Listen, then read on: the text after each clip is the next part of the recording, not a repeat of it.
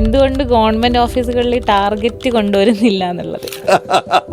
ഇന്ന് നമ്മുടെ കൂടെ ഉള്ളത് ഒരു സ്പെഷ്യൽ ഗസ്റ്റ് ആണ്. എൻ്റെ മനസ്സിലുള്ള ഒരു ആശയമായിരുന്നു ഡിപ്പാർട്ട്മെന്റിലുള്ള സോഫ്റ്റ്വെയർ നിർമ്മിക്കുന്നത് ഡിപ്പാർട്ട്മെന്റിലുള്ള ആളുകളായിരിക്കും. കേരളത്തിന്റെ ഭരണ സംവിധാനത്തെ സാധാരണ കാണുന്നതിൽ നിന്നും കുറച്ചു മാറി ഡിജിറ്റലായി മാറ്റി ചിന്തിപ്പിച്ച മനുഷ്യൻ. ഗവൺമെന്റ് സർവീസിന് ഒരു ടെക് എന്റർപ്രണറായി മാറിയ സമയത്ത് ആ ഒരു ട്രാൻസിഷനിൽ ഒരു ടഫസ്റ്റ് പാർട്ട് എന്തായിരുന്നു? ഇതുവരെ ചെയ്ത ഒരു പ്രോജക്റ്റ് പോലും ഫെയിൽ ആയിട്ടില്ല. ഈ 35 വർഷത്തെ ജേണിയിൽ സാർ 21ഓളം സോഫ്റ്റ്വെയറുകൾ ഗവൺമെന്റ് ഉണ്ടാക്കി കൊടുത്തു. KBT എന്ന് പറഞ്ഞിട്ടുള്ള ഒറ്റ സോഫ്റ്റ്വെയർ കൊണ്ട് ഏകദേശം 3-4 ഇരട്ടി വരുമാനം പോലും ഗവൺമെന്റ് എക്സ്ട്രാ ഉണ്ടാക്കിയെടുക്കാൻ പറ്റിയെന്നുള്ളതാണ്. ഈ ഒരു കാലയളവിൽ എക്സ്പീരിയൻസ് വെച്ച് സാർ നോക്കുമ്പോൾ ഇന്നും ഗവൺമെന്റ് പ്രോസസ്സിൽ ഏറ്റവും സ്ലോ ആയിട്ട് നടക്കുന്നത് ഏതാണെന്ന് സാറിൻ്റെ അടുത്ത് ചോദിച്ചു കഴിഞ്ഞാൽ സാർ മെൻഷൻ ചെയ്യാൻ പറ്റുന്ന ഏതെങ്കിലും 1-2 ഏരിയകളുണ്ട്? PSC പോലും, അതായത് PSC ഇപ്പോൾ ശരിക്കും അറിയാലോ, ഈ വർഷം ഈ നാളെ ഈ 30-ാം തീയതി എത്ര പേര് റിട്ടയർ ചെയ്യേണ്ടത്, അത്ര പേര് റിട്ടയർ ചെയ്യുകയാണെങ്കിൽ അത്ര പേര് ഒരു വേക്കൻസി, ഒരു ക്ലറിക്കൽ വേക്കൻസി അവിടെ വരുന്നുണ്ട്. 35 ഇയേഴ്സ് സാറ് ഗവൺമെന്റ് സെക്ടറിൽ വർക്ക് ചെയ്തു. വളരെ നല്ല ഒരു ജേണി ആയിരുന്നു ആ സമയത്ത് ഉണ്ടായിരുന്നത്. എന്നാൽ പോലും സർവീസ് ബാക്കി നിൽക്കിയ സാറ് VRS എടുത്തു. എന്താണ് ആ ഡിസിഷനിൽ എത്താൻ കാരണം?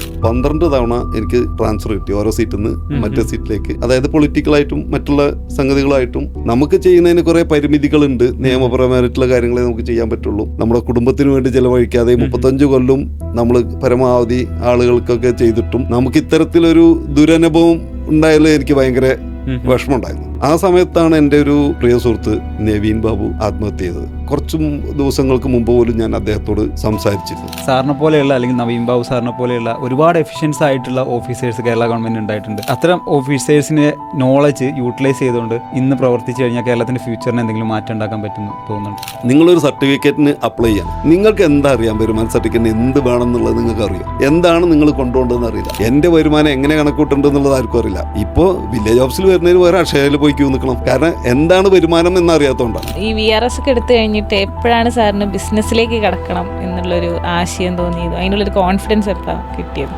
ഒരു ദിവസം രാത്രിയിൽ ഒരു കുട്ടി വിളിക്കുന്നുണ്ട് എന്നെ ഫോണിൽ. എന്നോട് പറഞ്ഞു, സാറേ എൻ്റെ ഫാദർ ഒരു വീട്ടിൽ കുടുങ്ങിയിരിക്കുകയാണ്, അദ്ദേഹത്തെ ഒന്ന് രക്ഷിക്കുമെന്ന്. അന്നാണ് ശരിക്കും ഞാൻ കരഞ്ഞൊരു ദിവസം. ജീവിതത്തിൽ മരണത്തെ ഒരു പ്രാവശ്യം മുഖാമുഖം കണ്ട് അവിടെ നിന്നും ഒരു ഞെട്ടിച്ച് തിരിച്ചറിവ് നടത്തിയൊരു കഥ പോലെ സാറിനില്ലേ? അത് 2001 ജൂൺ 22-നായിരുന്നു. കടലുണ്ടി കഴിഞ്ഞപ്പോൾ പെട്ടെന്ന് വണ്ടി ഫാസ്റ്റായി. പിന്നെ കുറച്ച് കഴിഞ്ഞപ്പോഴാണ് ഭയങ്കര ശബ്ദവും വണ്ടി എന്തിലോ വീണു എന്നല്ലാതെ എക്സാക്റ്റ് ആയിട്ട് എന്താണെന്നുള്ളത് അറിയാൻ പറ്റില്ലായിരുന്നു. എൻ്റെ ഒപ്പം ഇരുന്ന 3 പേരുണ്ടായിരുന്നു. അവർ 3 പേരും സ്പോട്ടിൽ തന്നെ മരിച്ചു. ഇനി ജീവിതത്തിലേക്ക് ഇല്ല എന്നുള്ളത് മരണം മുന്നിൽ കാണുമെന്ന് അറിയില്ല നമ്മൾ. ഇതോടുകൂടി ഞാൻ മരിച്ചു പോവാണ് എന്നുള്ള ആ ഒരു ഉത്തമ ബോധത്തിലിരിക്കുമ്പോഴാണ് പെട്ടെന്ന് കേരള സർക്കാർ സാറിന് ഒരു ടെക് അഡ്വൈസറായിട്ട് വിളിക്കുകയാണ്. എന്തായിരിക്കും സാറിൻ്റെ ഒരു റിയാക്ഷൻ? ഇന്ന് നമ്മുടെ കൂടെ ഉള്ളത് ഒരു സ്പെഷ്യൽ ഗസ്റ്റാണ്. ഒരു സാധാരണ ഗവൺമെൻറ് ക്ലർക്കിൻ്റെ കസേരയിൽ നിന്നാണ് ഇദ്ദേഹത്തിൻ്റെ കഥ തുടങ്ങുന്നത്. അവിടെ നിന്ന് village officer, tahsildar, deputy collector വരെ ആ യാത്ര എത്തി. പക്ഷേ ഡെസിഗ്നേഷൻ മാത്രമല്ല ഉയർന്നത്. ഈ 35 വർഷ കാലയളവിൽ കേരള ഗവൺമെൻറ്റിനായിട്ട് 21ഓളം സോഫ്റ്റ്വെയറുകളാണ് അദ്ദേഹം സൗജന്യമായിട്ട് നിർമ്മിച്ച് നൽകിയത്. അതെ, കേരളത്തിൻ്റെ ഭരണ സംവിധാനത്തെ സാധാരണ കാണുന്നതിൽ നിന്നും കുറച്ചു മാറി ഡിജിറ്റലായി മാറ്റി ചിന്തിപ്പിച്ച മനുഷ്യൻ. ലാൻഡ് അക്വിസിഷൻ മുതൽ റവന്യൂ റിക്കവറിയിൽ വരെ ടെക്നോളജിയുടെ ചെറിയൊരു സ്പാർക്ക് കൊണ്ടുവന്ന ഒരു trial blazer, mister Shaju P. Sir welcome. So sir, ഇന്നും ഗവൺമെൻറ് സെക്ടറിലെ പല സെക്ടറുകളിലും സാറിൻ്റെ സോഫ്റ്റ്വെയർ യൂസ് ചെയ്യുന്നുണ്ട്. 35 വർഷത്തെ ജേണിയിൽ 21ഓളം സോഫ്റ്റ്വെയറുകൾ സാറ് സൗജന്യമായിട്ട് ഗവൺമെൻറ്റിന് വേണ്ടി നിർമ്മിച്ചു കൊടുത്തു. പക്ഷേ ഇതിൻ്റെയൊക്കെ ഒരു തുടക്കം എവിടെ നിന്നായിരുന്നു? ഞാൻ കമ്പ്യൂട്ടർ പഠിച്ചിട്ടൊന്നുമില്ല. അതായത് എനിക്കൊരു ബേസിക് ക്വാളിഫിക്കേഷൻ ഒന്നും ഉണ്ടായിരുന്നില്ല. അപ്പോൾ ഞാൻ ആദ്യമായിട്ട് ക്ലർക്കായി വന്ന് പിന്നെ വില്ലേജ് ഓഫീസിലായപ്പോഴാണ് വില്ലേജ് ഓഫീസിൽ റെക്കോർഡുകൾ കണ്ടിട്ടാണ് എനിക്ക് ഇതൊന്ന് മാറ്റണം എന്നത്. ഞാൻ ആദ്യമായിട്ട് എക്സലാണ് പഠിച്ചത്. എക്സൽ പഠിച്ചു പറഞ്ഞാൽ അതൊരു കാഷ്വലായിട്ട് ഒരാൾ കാണിച്ചെന്ന് അതിൻ്റെ മുകളിൽ നിന്ന് ഞാൻ പഠിച്ചെടുത്ത ടെക്നോളജിയിൽ യാതൊരു ഒരു ബാക്ക്ഗ്രൗണ്ടും ഇല്ല, അന്നുമില്ല, പിന്നെ എടുത്തിട്ടില്ല. അപ്പോൾ അന്ന് അത് പഠിച്ച് ആ ഒരു എക്സൽ ഷീറ്റ് ചെയ്തു തുടങ്ങിയപ്പോഴാണ് എനിക്ക് മനസ്സിലായത് ഇതിൽ കുറേ ചെയ്യാൻ കഴിയും എന്നുള്ളത്. അപ്പോൾ അവിടുത്തെ പല റെക്കോർഡുകളും തന്നെ നമ്മൾ ഒരു പ്രാവശ്യം എഴുതുന്നത് പല പ്രാവശ്യം പല ബുക്കുകളിലേക്കാക്കി പകർത്തി എഴുതേണ്ട ഒരു വിഷയം ഉണ്ട്. അതായത് ഒരേ ഡാറ്റ തന്നെയാണ്, പക്ഷെ അത് നമ്മളിങ്ങനെ മൾട്ടിപ്പിൾ ആയിട്ട് എഴുതി വരുന്നത്. അതൊരു ബോറിങ്ങാണ്, നമ്മളെ ടൈം കൺസ്യൂമാണ്, എല്ലാം ആണ്. അപ്പോൾ ഇത് ഇപ്പോൾ പഠിച്ചപ്പോഴാണ് നമുക്കത് മനസ്സിലായത് ഇത് വളരെയധികം സാധ്യത ഉണ്ട്. പക്ഷേ അന്നത്തെ സാഹചര്യത്തിൽ നമുക്ക് ഒരു എന്താ പറയുക ഇൻസ്റ്റിറ്റ്യൂട്ടിൽ ചേരാനുള്ള സാമ്പത്തിക സ്ഥിതി ഉണ്ടായിരുന്നില്ല, സമയവുമില്ല. അപ്പോൾ ഞാൻ സർവീസിൽ വന്നത് എൻ്റെ ഫാദർ മരിച്ചിട്ടാണ്. അപ്പോൾ ഞാൻ ഏകദേശം പ്രീ ഡിഗ്രി കഴിഞ്ഞ് ഡിഗ്രി ഫസ്റ്റ് ഇയർ ആയപ്പോഴത്തേക്ക് എനിക്ക് സർവീസിൽ കയറേണ്ടി വന്നു. പിന്നെ വേറെ പഠിക്കാനുള്ളൊരു സാഹചര്യം അന്നത്തെ ഇതിൽ എനിക്കുണ്ടായിരുന്നില്ല. കാരണം വീട്ടിലെ എല്ലാം കൂടി ആയപ്പോൾ നമ്മൾ അങ്ങനെയാണ് സർവീസിൽ വന്നത്. അതിന് നമ്മൾ എന്ത് ചോദിച്ചാൽ പിന്നെ അവിടുത്തെ ഒരു പിന്നെ ഇൻസ്റ്റിറ്റ്യൂട്ടിലുള്ള ഒരാൾ പറഞ്ഞു ഞാൻ കുറച്ച് പഠിപ്പിച്ചു തരാറുണ്ട്, ഫോക്സ് പ്രോ പഠിച്ചു. അങ്ങനെയാണ് എൻ്റെ തുടക്കം അവിടുന്ന്. ഇത് ഏത് കൊല്ലായിരിക്കും? അത് ഏകദേശം 95 96 ആ കാലഘട്ടത്തിലാണ്. വിദ്യാഭ്യാസമൊക്കെ ആ സമയത്ത് ഇല്ല, ഞാൻ പ്രീ ഡിഗ്രി കഴിഞ്ഞു. ഡിഗ്രി ഫസ്റ്റ് ഇയർ പോയിക്കൊണ്ടിരിക്കുമ്പോഴാണ് ജോലിയിൽ കയറിയത്. പിന്നെ അത് കംപ്ലീറ്റ് ചെയ്തില്ല. ഡിഗ്രി മുഴുവനാക്കാൻ നിന്നു, പക്ഷേ എക്സാം ഒന്നും എഴുതാൻ പിന്നെ പോയില്ല. അപ്പോഴത്തേക്ക് പിന്നെ നമുക്കിവിടെ സർവീസിൽ പിന്നെ പല പല പ്രശ്നങ്ങളാകുമ്പോൾ അതിൻ്റെ പിന്നാലെ അങ്ങനെ. അപ്പോൾ അവിടുന്ന് തുടങ്ങിയ ജേണി ശരിക്കും പറഞ്ഞാൽ 35 കൊല്ലം ഗവൺമെൻറ് സർവീസിന് വേണ്ടി സാറ് വർക്ക് ചെയ്തു. ശരിക്കും അതിൽ നിന്ന് പഠിച്ചൊരു ലൈഫ് ലെസൺ എന്താണ്? അങ്ങനെ ചോദിച്ചാൽ അതായത് ഞാൻ ഏകദേശം 35.5 വർഷമാണ് ടോട്ടൽ സർവീസ് എനിക്കുണ്ടായത്. നമ്മൾ ഓരോ പിന്നെ ഓഫീസിലും നമ്മൾ ചെല്ലുമ്പോൾ നമ്മൾക്ക് കിട്ടുന്നത് എന്താ വെച്ചാൽ നമ്മുടെ ചെറിയൊരു ഇന്നോവേഷൻ കൊണ്ട് അല്ലെങ്കിൽ ചെറിയൊരു മാറ്റം കൊണ്ട് നമുക്ക് വലിയൊരു നേട്ടം അത് പൊതുജനങ്ങൾക്കും ജീവനക്കാർക്കും ചിലപ്പോൾ നമ്മൾ നിസ്സാരമായി തോന്നുന്ന ചില കാര്യങ്ങളായിരിക്കും. പക്ഷെ അത് ചെയ്യുമ്പോൾ അത് വളരെ ഒരു ഇതാണ്, മാറ്റങ്ങളാണ് നമുക്ക് കൊണ്ടുവരുന്നത്. അപ്പോൾ ആ ഒരു കൊണ്ടുവരുന്നതിൽ പിന്നെ ഞാൻ ഓരോ സീറ്റിലിരിക്കുമ്പോഴും അതിനനുസരിച്ച് തന്നെ അവിടെ ചെല്ലുമ്പോൾ എന്തെങ്കിലുമൊക്കെ ഇഷ്യൂസ് ഉണ്ടാവും. അപ്പോൾ ആ ഇഷ്യൂസ് തീർക്കുക എന്നുള്ളതാണ് എൻ്റെ ആദ്യത്തെ കടമ്പ. അപ്പോൾ അതുകൊണ്ട് തന്നെ ആളുകൾക്ക് വളരെ സ്മൂത്തായിട്ട് അവിടെ കാര്യങ്ങൾ പോവും. അപ്പോൾ ഒരു ടെൻഷൻ ഫ്രീ ആവും. എനിക്ക് ഓഫീസിൽ ഇങ്ങനെ ടെൻഷനോട് കൂടി ഇരിക്കുന്നത് എനിക്ക് തീരെ ഇഷ്ടമല്ല. അപ്പോൾ എൻ്റെ സ്റ്റാഫ് അതുപോലെ തന്നെ എല്ലാവരും ഹാപ്പി ആയിട്ട്, ഞാൻ എല്ലാവരോടും പറഞ്ഞൊരു കാര്യമാണ്, ഹാപ്പി ആയിട്ട് ഓഫീസിൽ വരണം, ഹാപ്പി ആയിട്ട് പോകണം. അപ്പോൾ ഇവിടെ വരുമ്പോഴുള്ള ഈ ടെൻഷനൊക്കെ ഇത് കുറഞ്ഞു കിട്ടും. അതായത് നമ്മളെ വർക്ക് എത്രത്തോളം സ്മൂത്ത് ആവുന്നോ അത്രത്തോളമാണ് നമുക്ക് ഒരു ഔട്ട്പുട്ട് കിട്ടുക. അപ്പോൾ അതായിരുന്നു ഒരു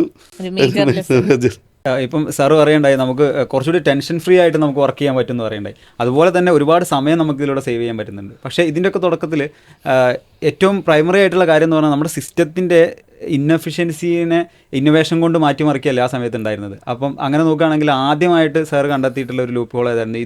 ഇത് ചെയ്ത് കഴിഞ്ഞാൽ ഇത് കുറച്ചുകൂടി ഫാസ്റ്റായിട്ട് എനിക്ക് ചെയ്യാൻ പറ്റും. എൻ്റെ ഇതിൽ ഞാൻ ആദ്യമായിട്ട് ചെയ്തത് വില്ലേജ് ഓഫീസിലാണ്. അത് ഞാൻ പറഞ്ഞ പോലെ എക്സലാണ് ചെയ്തത്. അതൊരു പ്രോഗ്രാമായിട്ടല്ല ചെയ്തത്, എങ്കിലും അവിടുത്തെ കളക്ഷൻ ബാലൻസ് ഇതുണ്ടാക്കൽ എന്നെ സംബന്ധിച്ചൊരു ക്ലർക്കായി എന്നെ സംബന്ധിച്ചിടത്തോളം വലിയൊരു 5 ദിവസം വർക്കാണ്. അത് കൊണ്ടുപോയി അതായത് പിന്നെ നമുക്ക് മീറ്റിങ്ങിൻ്റെ അന്നേക്ക് വില്ലേജ് ഓഫീസർക്ക് കൊണ്ടുപോകാൻ ഈ ഡാറ്റ ഫുള്ള് കൊടുക്കണം. അപ്പോൾ അത് വളരെ കറക്റ്റ് ആവണം. എപ്പോഴും ഇത് ടാലി ആവില്ല. നമുക്കല്ലെങ്കിൽ അറിയാം വില്ലേജ് ഓഫീസിൽ പോയി കഴിഞ്ഞാൽ ഒരുപാട് ഡിലേ വരാറുണ്ട് പ്രോസസ്സുകളിലൊക്കെ. അപ്പോൾ അന്നത്തെ കാലത്ത് പ്രത്യേകിച്ചും അങ്ങനെയായിരുന്നു. അപ്പോൾ ഇത് കൊണ്ടുപോകുമ്പോൾ വില്ലേജ് ഓഫീസർക്കും തന്നെ ഇത് നോക്കിയിട്ട് വേണം അവിടെ അവർക്ക് അവതരിപ്പിക്കാൻ. അപ്പോൾ ആ ഒരു ഇത് ചെയ്തപ്പോൾ എക്സൽ ചെയ്തപ്പോഴത്തേക്ക് നമുക്ക് അതിൽ കാൽക്കുലേഷനിലൊന്നും ഒരു വ്യത്യാസം ഉണ്ടാവില്ല, പക്ക കറക്റ്റായിരിക്കും. അപ്പോൾ അതുകൊണ്ട് തന്നെ വില്ലേജ് ഓഫീസർമാർക്ക് അവിടെ ചെന്ന് പറയുമ്പോൾ തഹസിൽദാരുടെ മുന്നിൽ അവർക്കൊരു വലിയ കോൺഫിഡൻ്റ് ആയിട്ട് അവർക്കും പറയാൻ കഴിയും. ഓരോന്നിലും മിക്കവാറും എല്ലാവരും തെറ്റുണ്ടാവും. ഇത് അതായത് പലതര ഇതിൽ കൂട്ടി വരുമ്പോഴത്തേക്ക് തെറ്റുപറ്റും, അത് സ്വാഭാവികമാണ്. അപ്പോൾ അതാണ് ആദ്യം ചെയ്തത്. പിന്നെ ഞാൻ തിരുവനന്തപുരത്ത് പോയപ്പോഴാണ് അന്ന് അന്നത്തെ മിനിസ്ട്രിയിൽ റവന്യൂ വകുപ്പിൽ തന്നെ ആദ്യത്തെ ഒരു പ്രോഗ്രാം എന്നുള്ള നിലക്ക് ഞാൻ ചെയ്തത്. അത് ഫോക്സ് പ്രോയിലാണ് ചെയ്തത്. അത് അവിടുത്തെ പെറ്റീഷൻ മോണിറ്ററിങ് സിസ്റ്റം, അതായത് മിനിസ്ട്രിയത്ത് വരുന്ന പെറ്റീഷൻസ് അവരത് താഴത്തേക്ക് അയക്കും. പക്ഷെ അവർ ഏതൊക്കെ അയച്ചു എന്നുള്ളതോ എന്തൊക്കെ തിരിച്ചു വന്നു എന്നുള്ളതോ ഇവർക്ക് പിന്നീട് അത് ട്രേസ് ചെയ്യാൻ പറ്റില്ല. അപ്പോൾ അങ്ങനെ എന്നോട് പറഞ്ഞപ്പോൾ ഞാൻ അന്ന് തിരുവനന്തപുരത്ത് കുറച്ച് പഠിക്കായിരുന്നു. അപ്പോൾ അവിടെ നിന്നാണ് ആ ഒരു ഇത് ചെയ്യാനുള്ള ഇത് കിട്ടി. അതായത് അന്ന് ചെയ്യുമ്പോഴുള്ള എൻ്റെ ഒരു ഇതെന്താ വെച്ചാൽ എനിക്ക് 4 കോഡേ അതിൽ അറിയുള്ളൂ. ഒരു ഗെറ്റ്, പോസ്റ്റ്, റീഡ്, പ്രിന്റ്, ഈ 4 ഞാൻ പഠിച്ചിട്ടുള്ളൂ. പക്ഷെ അത് വെച്ച് ഞാൻ എൻ്റെ സെൽഫ് കോൺഫിഡൻസിൽ ആ ഒരു പ്രോഗ്രാം മുഴുവൻ ചെയ്തു. ഇവിടെ നിന്നായിരുന്നു സാറിന് ഇപ്പം എക്സലും വേർഡും ഒക്കെ യൂസ് ചെയ്ത് വന്നാൽ പോലും ഒരാൾ പ്രോഗ്രാമിങ്ങിലേക്കൊക്കെ തിരിയണമെങ്കിൽ അതിലേക്കൊരു ഇൻട്രസ്റ്റ് വരണം, പിന്നെ അത് പഠിച്ചിരിക്കണം. ആ ഒരു മൊമെന്റ് എങ്ങനെയായിരുന്നു വന്നത്? അത് സത്യത്തിൽ ഇങ്ങനെ തന്നെ. അതായത് അത് എക്സൽ പഠിച്ചപ്പോൾ വേറൊരാൾ പറഞ്ഞു ഇതിൽ നല്ലത് ഫോക്സ് പ്രോ ആണ്. അതൊക്കെ നമുക്കത് അല്ലെങ്കിൽ ഞാൻ നേരത്തെ പറഞ്ഞ പോലെ എനിക്ക് പോയി പഠിക്കാനുള്ള ഒരു സാമ്പത്തിക സ്ഥിതി അന്ന് എൻ്റെ കയ്യിലില്ല. അപ്പോൾ അതുകൊണ്ട് തന്നെ ഫോക്സ് പ്രോ പഠിക്കാമെന്ന് പറഞ്ഞപ്പോൾ അപ്പോൾ അറിയുന്ന ആളുകൾ കുറേ ഫ്രണ്ട്സ് ഉണ്ട്, അവരോട് ചോദിച്ചിട്ടാണ് ആദ്യത്തെ ഒരു ലൈൻ ഉണ്ടാക്കിയെടുക്കാറ്. പിന്നെ പുസ്തകം പഠിക്കും. അതെൻ്റെ ഒരു ഹോബിയായിരുന്നു പുസ്തകം. അപ്പോൾ അതിനേറ്റവും എന്നെ ഹെൽപ്പ് ചെയ്തത് തിരുവനന്തപുരത്താണ്. തിരുവനന്തപുരത്ത് നിങ്ങൾ പോയിട്ടുണ്ടാവും, പബ്ലിക് ലൈബ്രറി പോയിട്ടുണ്ടാവും. ആ പബ്ലിക് ലൈബ്രറിയിൽ നമുക്കൊരു അതിൻ്റെ താഴെ പിന്നെ പുസ്തകം വിൽക്കുന്നൊരു കട ഉണ്ട്.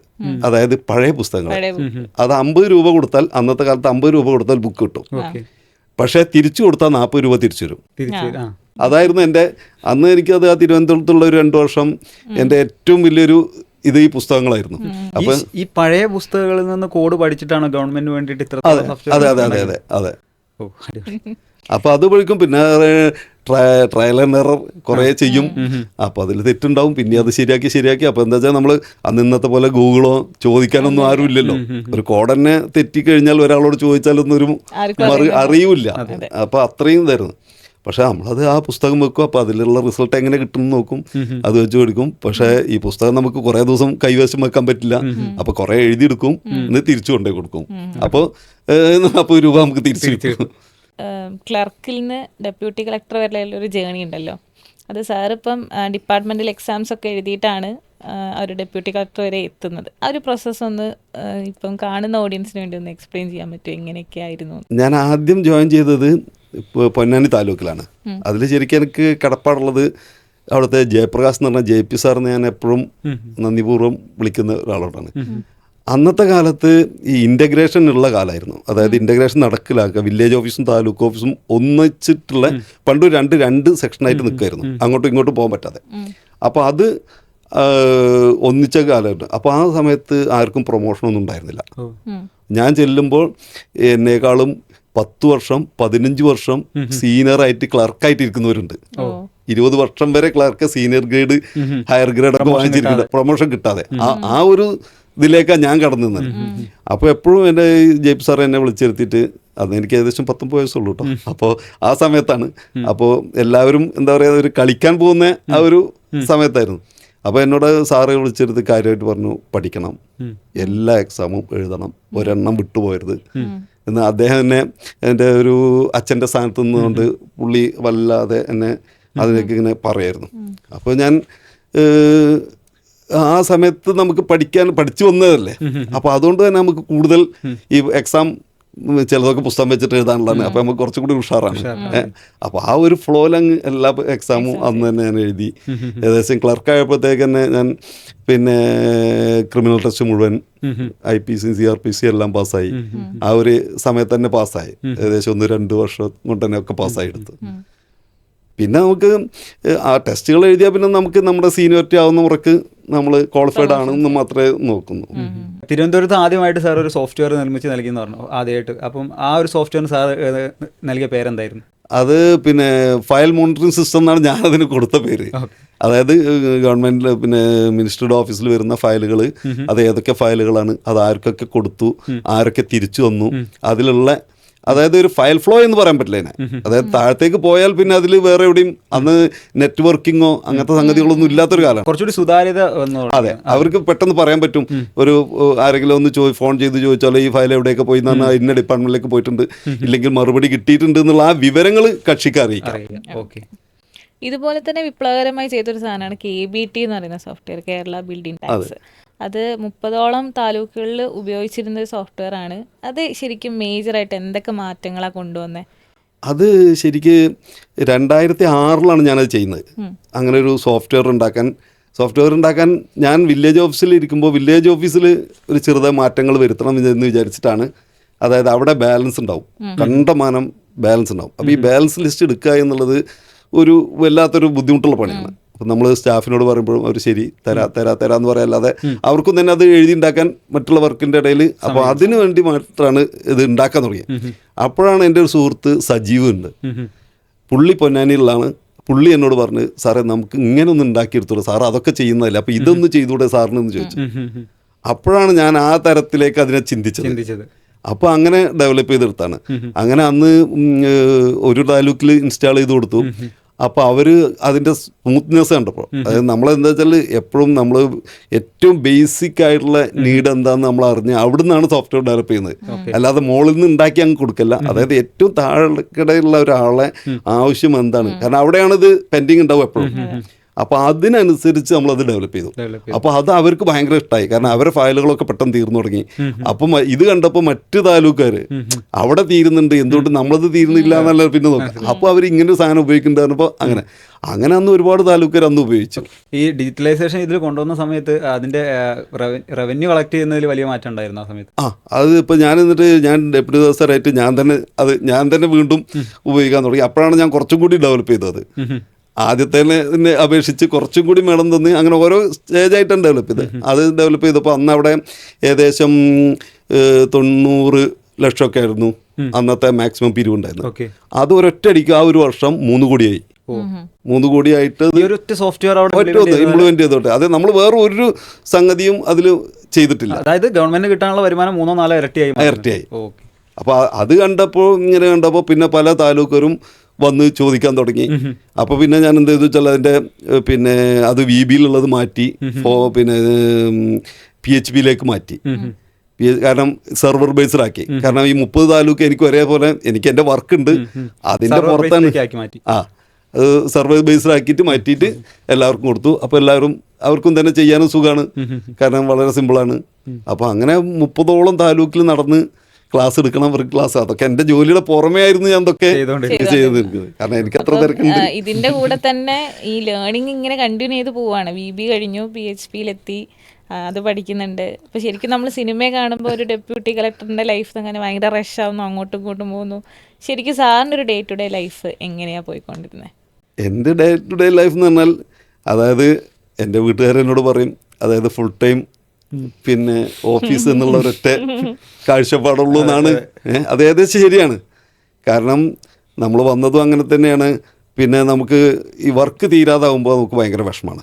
കാരണം ഞാനല്ല, ഒരാളാണ് അതിൻ്റെ പിന്നിൽ വിഷമിക്കുക. അപ്പം ഞാൻ ഇന്ന് ഒപ്പിടേണ്ട ഒരു സംഗതി നാളേക്ക് മാറ്റി വെക്കുമ്പോൾ ആ ഒരു വ്യക്തിയാണ് അതിന് ഇത് വരുന്നത്, അയാൾക്കാണ് വിഷമം വരുന്നത്. അപ്പം അത് എത്രത്തോളം കുറക്കാൻ പറ്റുമോ അത്രത്തോളം. കാരണം എല്ലാ കാര്യങ്ങളും നമുക്ക് ചെയ്യാൻ പറ്റുമെന്ന് നമുക്ക് പറയാൻ പറ്റില്ല, കാരണം ചിലത് നിയമത്തിനെതിരാവും, അത് നമുക്ക് ചെയ്യാൻ പറ്റില്ല.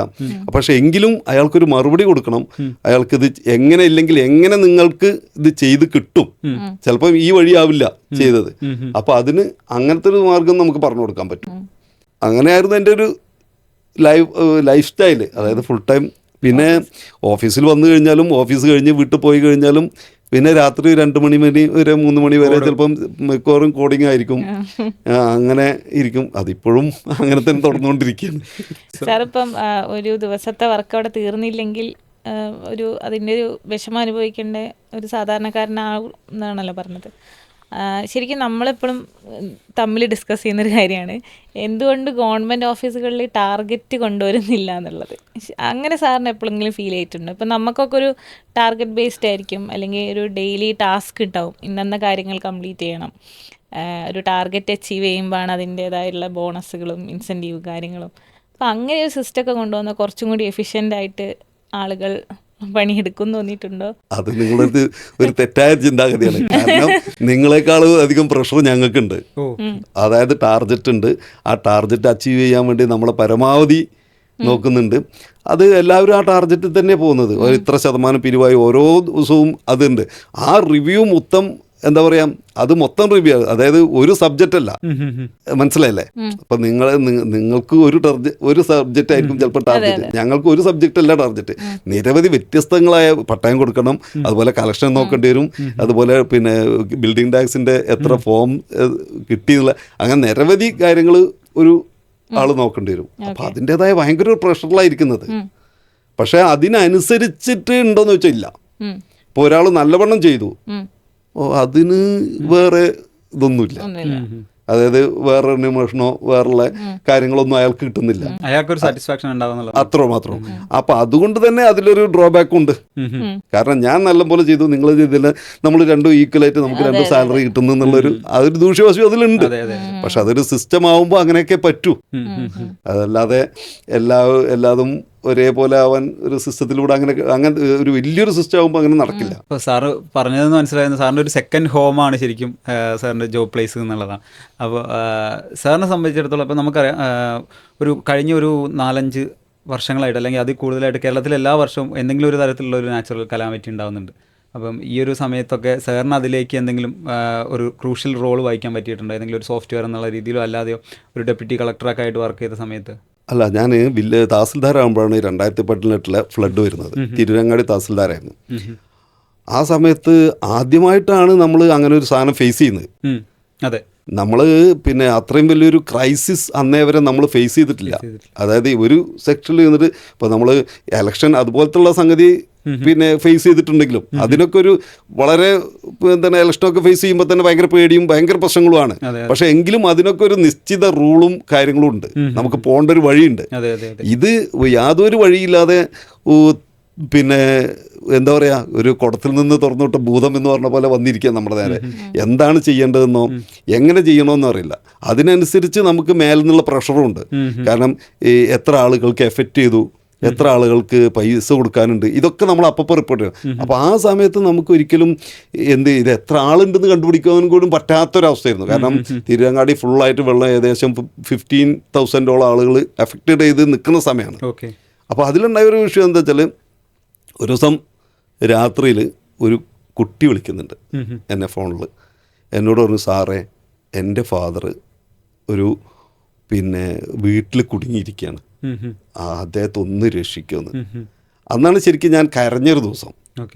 കാരണം അത് ആ സമയത്ത് നമുക്ക് ഭയങ്കര എഫക്റ്റ് ആയിരുന്നു. കാരണം എനിക്കൊന്നും ചെയ്യാൻ കഴിയില്ല. കാരണം എന്താ വെച്ചാൽ ഇയാളെ വിളിച്ചിട്ട് പലതവണ വിളിച്ചിട്ട് ഇയാൾ ആ വീട്ടിൽ നിന്ന് പുറത്തിറങ്ങാത്തതാണ്.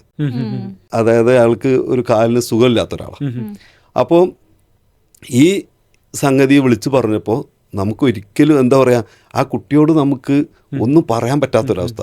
എന്നാൽ എൻ്റെ കയ്യിലാണ് ഇത് കിടക്കുന്നത്. കാരണം നമ്മൾ നോക്കുമ്പോൾ ഞാൻ വിളിച്ചു, എല്ലാവരെയും വിളിച്ചു നോക്കി, പിന്നെ അവിടുത്തെ പിന്നെ ഇവരെ ഫീൽഡിലുള്ളവരൊക്കെ വിളിച്ചു. അப்புறம் പറഞ്ഞു, സാറേ രാത്രിയാണ്, ഒരു രക്ഷയില്ല, കാരണം പോകാൻ കഴിയില്ല, പോയാൽ ഞങ്ങളൊക്കെ അപകടത്തിൽപ്പെടും. കാരണം ഈ പിന്നെ കമുങ്ങുണ്ടല്ലോ, തെങ്ങും അതിൻ്റെ ഇടയിലാണ് ഈ വീട്. അപ്പോൾ ഇവർക്ക് ബോട്ട് അതിൻ്റെ ഉള്ളിലൂടെ കൊണ്ടുപോകാൻ കഴിയില്ല. അതായത് ബോട്ട് കൊണ്ടുപോയി കഴിഞ്ഞാൽ മരത്തിൻ്റെ മുകളിൽ തട്ടിക്കഴിഞ്ഞാൽ മറിയും. അപ്പോൾ ഇവർക്കൊക്കെ ഇതായി മറ്റേ കയറ് കെട്ടിയിട്ടാണ് പോകുന്നത്. അന്ന് രാത്രി ഞാൻ ശരിക്ക് കരഞ്ഞിട്ടുണ്ട്. കാരണം ആ ഒരു ജീവൻ നമ്മളോട് പറഞ്ഞില്ലെങ്കിൽ ചിലപ്പോൾ എനിക്കത് അത്ര ഫീൽ ഉണ്ടാവില്ല. അങ്ങനെ അത് എനിക്ക് രാവിലെ എത്രയും വേഗം രാവിലെ ആയാൽ മതിയായിരുന്നു. ആ രാവിലെ ആയി അവരവിടെ പോയി അയാളെ കൂട്ടി രക്ഷിച്ച് കൊടുന്ന് എന്നുള്ള മെസ്സേജ് ലോസർ വിളിച്ച് പറഞ്ഞപ്പോഴാണ് ഒരു സമാധാനമായത്. അത് അന്നത്തെ ആ ഒരു പിന്നെ അത്രയും ക്രൂഷ്യലായിട്ട് പിന്നെ നേരിടേണ്ടി വന്നപ്പോഴത്തേക്ക് നമ്മൾ അതിന് തയ്യാറെടുത്തു. പക്ഷെ അന്നത്തെ ഗവൺമെന്റ് ഒഫീഷ്യലൊക്കെ ആ ഒരു സാഹചര്യത്തിന് വളരെ അടിപൊളിയായിട്ട് കൈകാര്യം ചെയ്തിട്ടുണ്ട്. എല്ലാവരും ഇതാക്കി തന്നു. കാരണം മുന്നേ ഒരു പ്രശ്നം അതിന് മുന്നേ ഇങ്ങനെയൊന്നും ഫേസ് ചെയ്തിട്ടില്ലെങ്കിൽ പോലും അത് വളരെ കാര്യപ്രാപ്തിയോടെ ചെയ്തിട്ടുണ്ട്. പക്ഷെ സാർ ഇതിന്റെ ഒരു ഭാഗമായിട്ടാണ് ഫ്ലഡ് റിലീഫ് ഫണ്ട് എന്ന് പറഞ്ഞിട്ടുള്ള ഒരു സംഭവം സാർ ഇൻട്രോഡ്യൂസ്. അപ്പൊ ഇത് അതിന്റെ കൂടെ ഉള്ള ഒരു സംഗതിയാണ്. ഇത് വന്നു കഴിഞ്ഞപ്പോൾ എന്ത് പറ്റി, എല്ലാവർക്കും പൈസ കൊടുക്കേണ്ട ഒരു ആവശ്യമുണ്ട്. പൈസ കൊടുക്കുന്ന സമയത്ത് നോക്കുമ്പോൾ ഈ എല്ലാവരെയും ഡാറ്റ കളക്ട് ചെയ്യുക എന്ന് പറയുന്നത് വളരെ വളരെ റിസ്ക് ആണ്. കാരണം ഇതെല്ലാം ഒലിച്ചുപോയി, പല വീട്ടിലും സാധനങ്ങളില്ല, ഇല്ലെങ്കിൽ പല സ്ഥലത്താണ്. അപ്പോൾ നമ്മൾ എന്താ വെച്ചാൽ അതിന് എന്ത് ചെയ്യണമെന്ന് ആലോചിച്ചപ്പോഴാണ് ഇങ്ങനെ ഒരു ഐഡിയ ഉണ്ടായത്. ഇത് ചെയ്താൽ നമുക്ക് പെട്ടെന്ന് ചെയ്യാൻ പറ്റുമെന്നത്. അപ്പോൾ ആ വർക്കിൻ്റെ അതിലിരിക്കുമ്പോൾ രാത്രി ആ ഓഫീസിൽ ഇരുന്നിട്ട് തന്നെ ഞാൻ ഏകദേശം ഒരു 10-18 ദിവസം ഞാൻ വീട്ടിൽ പോയിട്ടില്ല. ഈ സമയത്ത് വീട്ടിൽ ഓഫീസിൽ തന്നെ ആയിരുന്നു ഫുള്ള്. വേറെ കാരണം അങ്ങോട്ട് പോകാനും വയ്യ, അങ്ങോട്ട് വരാനും പറ്റില്ല. അപ്പോൾ ഫുൾ അവിടുത്തെ ഓഫീസിൽ തന്നെ ആയിരുന്നു. അപ്പോൾ ആ സമയത്ത് നമ്മൾ ഇരുന്നിട്ട് ഇങ്ങനെ, അപ്പോൾ എല്ലാവരും എന്നോട് പറഞ്ഞു, സാറേ അത് ഭയങ്കര റിസ്ക് അല്ലേ, സാർ ഒറ്റയ്ക്ക് ഈ സമയത്ത് ഇങ്ങനെ എടുക്കുക, എങ്ങനെയത് നമുക്ക്. ഞാൻ പറഞ്ഞു, അല്ലാതെ നമുക്ക് വേറെ ഒരു ഇഷ്ടമില്ല, ഇത്രയും ആളുകൾക്ക് കൊടുക്കണ്ടേ. അപ്പോൾ സ്റ്റാഫിനും പ്രശ്നമാണ്, കാരണം ഇത് ഡ്യൂപ്ലിക്കേറ്റ് വരുന്നുണ്ടോയെന്ന് അറിയണം. അങ്ങനെ ഒരുപാട് പ്രശ്നങ്ങൾ അതിലുണ്ടായിരുന്നു. അപ്പോൾ എന്തായാലും തന്നെ വില്ലോസന്മാരെല്ലാം വിളിച്ച് അവരോട് പറഞ്ഞു, ഇങ്ങനെ ഒരു സാധനം ഉണ്ടാക്കുക, നിങ്ങൾ കൂടെ നിൽക്കുമെങ്കിൽ ഞാൻ ഉണ്ടാക്കാം, പക്ഷെ നിങ്ങൾ പരിപൂർണമായിട്ട് എന്നെ സപ്പോർട്ട് ചെയ്ത് തരണം. അപ്പോൾ അതല്ലെങ്കിൽ ഇവിടെ വെച്ചിട്ട് തന്നെ പറയണം എന്നാണ്. അവർ പറഞ്ഞു, സാറേ ഞങ്ങൾ പൂർണ്ണമായിട്ടും സാറിനെ സപ്പോർട്ട് തരാം, സാർ ഒന്നുകൊണ്ട് പേടിക്കണ്ട, നമ്മളത് കറക്റ്റ് സമയത്ത് കൊടുക്കാമെന്നാണ്. അങ്ങനെ അവരെല്ലാവരും കറക്റ്റായിട്ട് ചെയ്തു തന്നു. അതുകൊണ്ട് തന്നെ ഒരൊറ്റ ഡ്യൂപ്ലിക്കേഷൻ ഇല്ലാതെ തന്നെ ഈ 15,000 പേർക്കും ഒരേ ദിവസം പിന്നെ നമുക്ക് ഫണ്ട് അവരുടെ അക്കൗണ്ടിലേക്ക് മാറ്റാൻ പറ്റും. അപ്പോൾ അതിൽ തന്നെ ഭയങ്കര ഒരു ഇതുള്ള എന്താ വെച്ചാൽ ബാക്കിയുള്ള താലൂക്കിലൊക്കെ 2000-3000 ഒക്കെ ആളുകളെ എഫക്റ്റഡ് ആയിട്ടുള്ളൂ. തിരൂരങ്ങാടിയാണ് ലാസ്റ്റിൽ 15,000-ഓളം വന്നത്. ഇപ്പം ഇത്രത്തോളം സോഫ്റ്റ്വെയർസ് സാർ ഉണ്ടാക്കി ഉപകാരപ്രദമായ, അതായത് ആൾക്കാർക്ക് ഡേ ടു ഡേ ലൈഫിലും കലാമിറ്റീസിലും ഒക്കെ ഹെൽപ്ഫുൾ ആയിട്ടുള്ള കാര്യങ്ങൾ ചെയ്തു. ഇതിൽ ഏറ്റവും കൂടുതൽ അപ്രിസിയേഷൻ കിട്ടിയ അല്ലെങ്കിൽ റെക്കഗ്നൈസേഷൻ കിട്ടിയൊരു മൊമെൻ്റ് ഉണ്ടാവുമല്ലോ, അതിപ്പോൾ ഓർത്തെടുക്കുമ്പോൾ എന്താണ്? അത്തരത്തിലൊരു മൊമെൻ്റ് എന്ന് പറയാൻ സത്യത്തിലില്ല. കാരണം ഡിപ്പാർട്ട്മെൻറ്റ് വൈസിൽ നിന്ന് നമുക്ക് അങ്ങനത്തെ ഒരു പിന്നെ റെക്കഗ്നേഷനും ഒന്നും ലഭിച്ചിട്ടില്ല. പക്ഷേ അന്നത്തെ ബിജു സാറ് അന്ന് 2010 സാറിന് ഇതെല്ലാം ബോധ്യമായിട്ട് അന്ന് സാറിൻ്റെ വകമായിട്ടൊരു അംഗീകാരം സാറ് തന്നിട്ടുണ്ട്. പിന്നെ അതായത് കളക്ടർമാരൊക്കെ വളരെ വളരെ അപ്രീഷിയേറ്റ് ചെയ്തിട്ടുണ്ട്. സാർ ഇതിനു മുന്നേ ഒരു ഇന്റർവ്യൂ പറയുന്നത് ഞാൻ കണ്ടു. സാർ ആദ്യമായിട്ട് ഒരു സമ്മാനം കിട്ടിയ ഒരു ലാപ്ടോപ്പിലാണ് സാർ. അതെ, അത് വില്ലേജ് ഓഫീസിൽ. അന്നാണ് വില്ലേജ് ഓഫീസിൽ അന്ന് നമ്മുടെ സർട്ടിഫിക്കറ്റ് ഒന്നും പിന്നെ ഓൺലൈനോ അല്ലെങ്കിൽ പ്രിന്റഡ് ആയിട്ടോ കൊടുക്കാൻ കഴിയില്ല. അപ്പോൾ കാട്ടിപ്പരുത്തി എന്ന് പറഞ്ഞ വില്ലേജ് ഓഫീസിൽ ഇരിക്കുമ്പോഴാണ് അവിടെ ഭയങ്കര സർട്ടിഫിക്കറ്റാണ്. റോട്ടിൽ വല്ല റേഷൻ പീടിയിൽ ആളുകൾ നിൽക്കുമ്പോൾ ക്യൂ ആണ്, അത്രയും വലിയ ക്യൂ ആയിരിക്കും സർട്ടിഫിക്കറ്റ് നിൽക്കുക. അപ്പോൾ ഈ കുട്ടികൾക്ക് ഒരു സർട്ടിഫിക്കറ്റ് കൊടുത്താൽ പോരാ, ഇന്നൊരു സർട്ടിഫിക്കറ്റ് വരും, അതേ സർട്ടിഫിക്കറ്റ് തന്നെ നാളെയും വരുന്നത്. പക്ഷെ നമുക്കിത് അറിയില്ല, അറിഞ്ഞാലും ഇത് എഴുതി കൊടുക്കണ്ടേ. അപ്പോഴാണ് ഇത് ഈ വെറുതെ ഈ പിന്നെ കൂടുതൽ നമ്മളിത് ഡ്യൂപ്ലിക്കേറ്റ് ചെയ്യുകയാണെന്നുള്ളത് മനസ്സിലായത്. അപ്പോൾ ഒരിക്കൽ കൊടുത്തു കഴിഞ്ഞാൽ അവരോട് പറയും നിങ്ങൾ ആ പഴയ സർട്ടിഫിക്കറ്റോ ഫോൺ നമ്പറോ പറയാൻ പറയും. അപ്പോൾ നമ്മളിപ്പോൾ ഫോൺ നമ്പർ അടിച്ചു നോക്കുമ്പോൾ ഇവരുടെ സർട്ടിഫിക്കറ്റ് ഏതാ വേണ്ടത്, വരുമാന സർട്ടിഫിക്കറ്റ്. അപ്പോൾ അത് പ്രിൻ്റ് എടുത്ത് കൊടുത്താൽ മതി. അപേക്ഷ മേടിച്ച് പ്രിൻ്റ് എടുത്ത് കൊടുത്താൽ നമ്മുടെ പ്രശ്നം തീർന്നു. നമ്മുടെ സ്റ്റാഫിനും വേറെ പ്രശ്നമില്ല, അവരൊന്നും തൊടണ്ട. മറ്റേത് അവരും എഴുതായിരിക്കണം, എല്ലാവരും എഴുതായിരിക്കണം. അപ്പോൾ അത്രയും സമയം നമുക്ക് നഷ്ടമല്ലേ. അതന്ന് നല്ല കുറേ ഞാൻ അവിടുത്തെ പോരുള്ളത് നല്ല നിലയിൽ നടന്നു. അതിനായിരുന്നു അപ്പോൾ ലാപ്ടോപ്പ് സമ്മാനമായിട്ട്? അതെനിക്ക് പിന്നെ ലാപ്ടോപ്പ് കിട്ടിയതായിരുന്നു. എൻ്റെ ഒരു ഫ്രണ്ട് അവർ കുറേ ഉപയോഗിച്ച് പഴയതായിരുന്നു, സെക്കൻഡ് ഹാൻഡ് ലാപ്ടോപ്പാണത്. അപ്പോൾ അതിങ്ങനെ തന്ന് ഞാൻ ഇങ്ങനെ, നമുക്കന്ന് ഈ പറഞ്ഞ പോലെ തന്നെയാണ്, വേറൊന്നും ഇല്ല. അപ്പോൾ ഇത് വേറെ പിന്നെ സിസ്റ്റമൊന്നും ഓഫീസിലില്ല. അപ്പോൾ നമുക്ക് ചെയ്യാൻ പറ്റുന്നൊരു ലാപ്ടോപ്പ് കിട്ടുക എന്ന് വിചാരിച്ചിരിക്കുമ്പോഴാണ് പുള്ളിയുടെ അത് തന്നത്. അതിൽ നിന്നാണ് നമ്മളത് തുടങ്ങി വെച്ചത്. ഈ 35 വർഷത്തെ ജേണിയിൽ സാർ 21ഓളം സോഫ്റ്റ്വെയറുകൾ ഗവൺമെൻറ് ഉണ്ടാക്കി കൊടുത്തു. അതിൽ പലതും വലിയ രീതിയിൽ ഗവൺമെൻറ്റിൻ്റെ പ്രോസസ്സ് എളുപ്പമാക്കി. മാത്രമല്ല ഈ KBT എന്ന് പറഞ്ഞിട്ടുള്ള ഒറ്റ സോഫ്റ്റ്വെയർ കൊണ്ട് ഏകദേശം 3-4 ഇരട്ടി വരുമാനം പോലും ഗവൺമെൻറ് എക്സ്ട്രാ ഉണ്ടാക്കിയെടുക്കാൻ പറ്റിയെന്നുള്ളതാണ്. അപ്പോൾ സാർ ഇത്രത്തോളം ഈ ഒരു കാലയളവിൽ എക്സ്പീരിയൻസ് വെച്ച് സാർ നോക്കുമ്പോൾ ഇന്നും ഗവൺമെൻറ് പ്രോസസ്സിൽ ഏറ്റവും സ്ലോ ആയിട്ട് നടക്കുന്നത് ഏതാണെന്ന് സാറിൻ്റെ അടുത്ത് ചോദിച്ചു കഴിഞ്ഞാൽ സാർ മെൻഷൻ ചെയ്യാൻ പറ്റുന്ന ഏതെങ്കിലും 1-2 ഏരിയകളുണ്ടോ? അതായത് ഇപ്പോഴും ഡിപ്പാർട്ട്മെൻറ്റുകളിലുള്ള പ്രശ്നം എന്താ വെച്ചാൽ ഡിപ്പാർട്ട്മെൻറ്റുകളിലുള്ള ഡാറ്റ ട്രാൻസ്ഫർ നടക്കുന്നില്ല. അതായത് പിന്നെ ഒരു വില്ലേജ് ഓഫീസർക്ക് മറ്റുള്ള കാര്യങ്ങൾ, ഇപ്പോൾ നിങ്ങളടുത്ത് വെഹിക്കിൾ ഉണ്ടോ എന്ന് നോക്കിയാൽ അയാൾക്ക് അറിയാൻ പറ്റില്ല. അപ്പോൾ ഇതെല്ലാം കൂടി ശരിക്ക് ഒഫീഷ്യലായിട്ട് ഇപ്പോൾ നമുക്കും നിങ്ങളൊരു സാധനത്തിന് വരുമ്പോൾ നിങ്ങളുടെ പേരിൽ എന്തെല്ലാം ഉണ്ട് നോക്കിയാൽ ഒറ്റയടിക്ക് നോക്കിയാൽ എനിക്ക് അറിയാൻ പറ്റുന്ന ഒരു സാഹചര്യം എന്ന് വന്നാലേ എനിക്ക് പെട്ടെന്ന് നിങ്ങൾക്കൊരു സർവീസ് തരാൻ പറ്റുള്ളൂ. അല്ലെങ്കിൽ എന്താ പറയുക, നിങ്ങളെ പേരിൽ വണ്ടി ഇല്ല എന്നുള്ളത് നിങ്ങൾ എവിടുന്ന് പിന്നെ RT ഓഫീസിൽ പോയി നിങ്ങൾ സാക്ഷ്യപ്പെടുത്തി വരും എന്ന് പറയേണ്ടി വരും. അപ്പോൾ നിങ്ങൾ അവിടെ പോകണം. അവിടെ പോകുമ്പോൾ അവർ നോക്കിയിട്ട് പറയും നിങ്ങളുടെ പേരിൽ വണ്ടി ഇല്ല എന്ന് പറഞ്ഞ് ഇങ്ങോട്ടായിരിക്കും. അപ്പോൾ അത്തരം ഒരു സംഗതിയാണ് ഇപ്പോൾ ഏറ്റവും ശരിക്കുള്ളത്.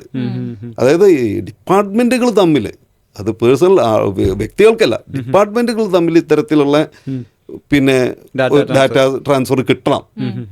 ഇപ്പോഴും തന്നെ എത്ര പേര് റിട്ടയർ ചെയ്യാണ്ട് എന്നുള്ളത് താഴെത്തൊട്ട് എഴുതി ചോദിക്കുന്ന ഒരു സാഹചര്യം അപ്പോൾ ഉള്ളത്. അതായത് സ്പാർക്കാണ്, എല്ലാ വിവരങ്ങളും അവിടെ ഉണ്ട്. അത് എന്നിട്ട് പോലും PSC പോലും, അതായത് ഇപ്പോൾ ശരിക്കും അറിയാലോ ഈ വർഷം ഈ നാളെ ഈ 30-ാം തീയതി എത്ര പേര് റിട്ടയർ ചെയ്യാണ്ടെന്ന്. അത്ര പേര് റിട്ടയർ ചെയ്യാണെങ്കിൽ അത്ര പേര് ഒരു വേക്കൻസി, ഒരു ക്ലറിക്കൽ വേക്കൻസി അവിടെ വരുന്നുണ്ട്. അപ്പോൾ അത്തരത്തിലുള്ള ഒരു കോർഡിനേഷനോ ഇതുള്ളതോ ഇപ്പോഴും പൂർണ്ണമായ തോതിൽ നടക്കുന്നില്ല. ഇപ്പം ശരിക്കും ടെക്നോളജി ഭയങ്കര ഫാസ്റ്റായിട്ട് എമേർജ് ചെയ്തുകൊണ്ടിരിക്കുകയാണ്. AI ഉണ്ട്, ഓട്ടോമേഷൻ വളരെ എല്ലാ സെക്ടറിലും ശരിക്കും ഇപ്പോൾ ഓട്ടോമേഷൻ നടന്നുകൊണ്ടിരിക്കുകയാണ്. ബ്ലോക്ക് ചെയിൻസ് ഉണ്ട്. ശരിക്കും പുതിയൊരു ജനറേഷന് ഗവൺമെൻറ് ജോലിനോടുള്ളൊരു ഇൻട്രസ്റ്റ് കുറഞ്ഞു വരുന്നതായിട്ട് സാറിന് തോന്നിയിട്ടുണ്ടോ? ഇപ്പോഴത്തെ ഒരു കാഴ്ചപ്പാടിൽ കുട്ടികൾക്ക് ഗവൺമെൻറ് ജോലിയോടുള്ള താല്പര്യം കുറവാണ്. അതായത് പലരും അതിനോട് അത്ര വലിയൊരു പണ്ടത്തെ ആ ഒരു ഇത് ഇപ്പോൾ ഇല്ല. പലർക്കും പല മേഖലകളുണ്ട്, അവർക്ക് പെർഫോം ചെയ്യാൻ പറ്റുന്നതുണ്ട്.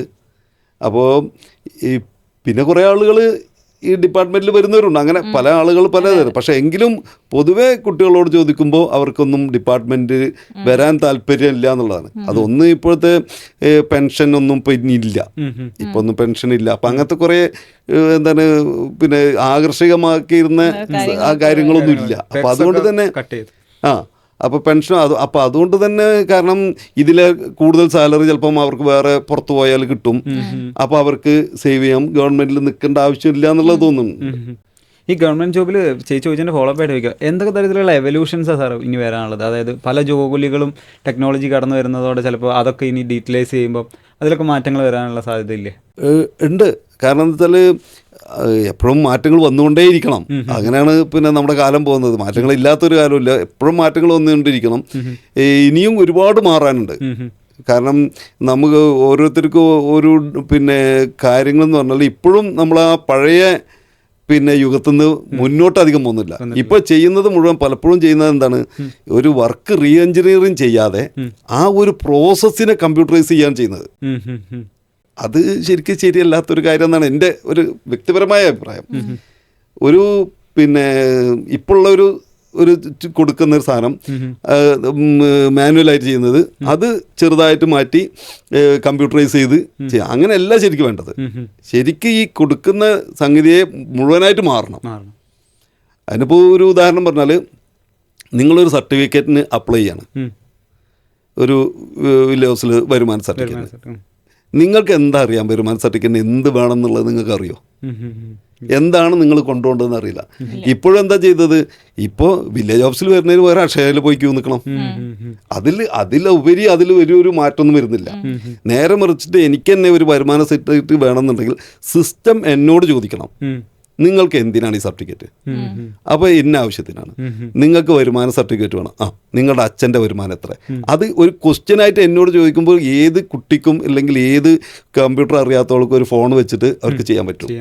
ഇപ്പം അങ്ങനെയല്ല, നിങ്ങൾ അതിൽ അപ്ലോഡ് ചെയ്തതിലോ നിങ്ങളുടെ വരുമാനം എത്രയെന്ന് വെച്ചാൽ എൻ്റെ വരുമാനം എങ്ങനെ കണക്കൂട്ടുണ്ടെന്നുള്ളത് ആർക്കും അറിയില്ല.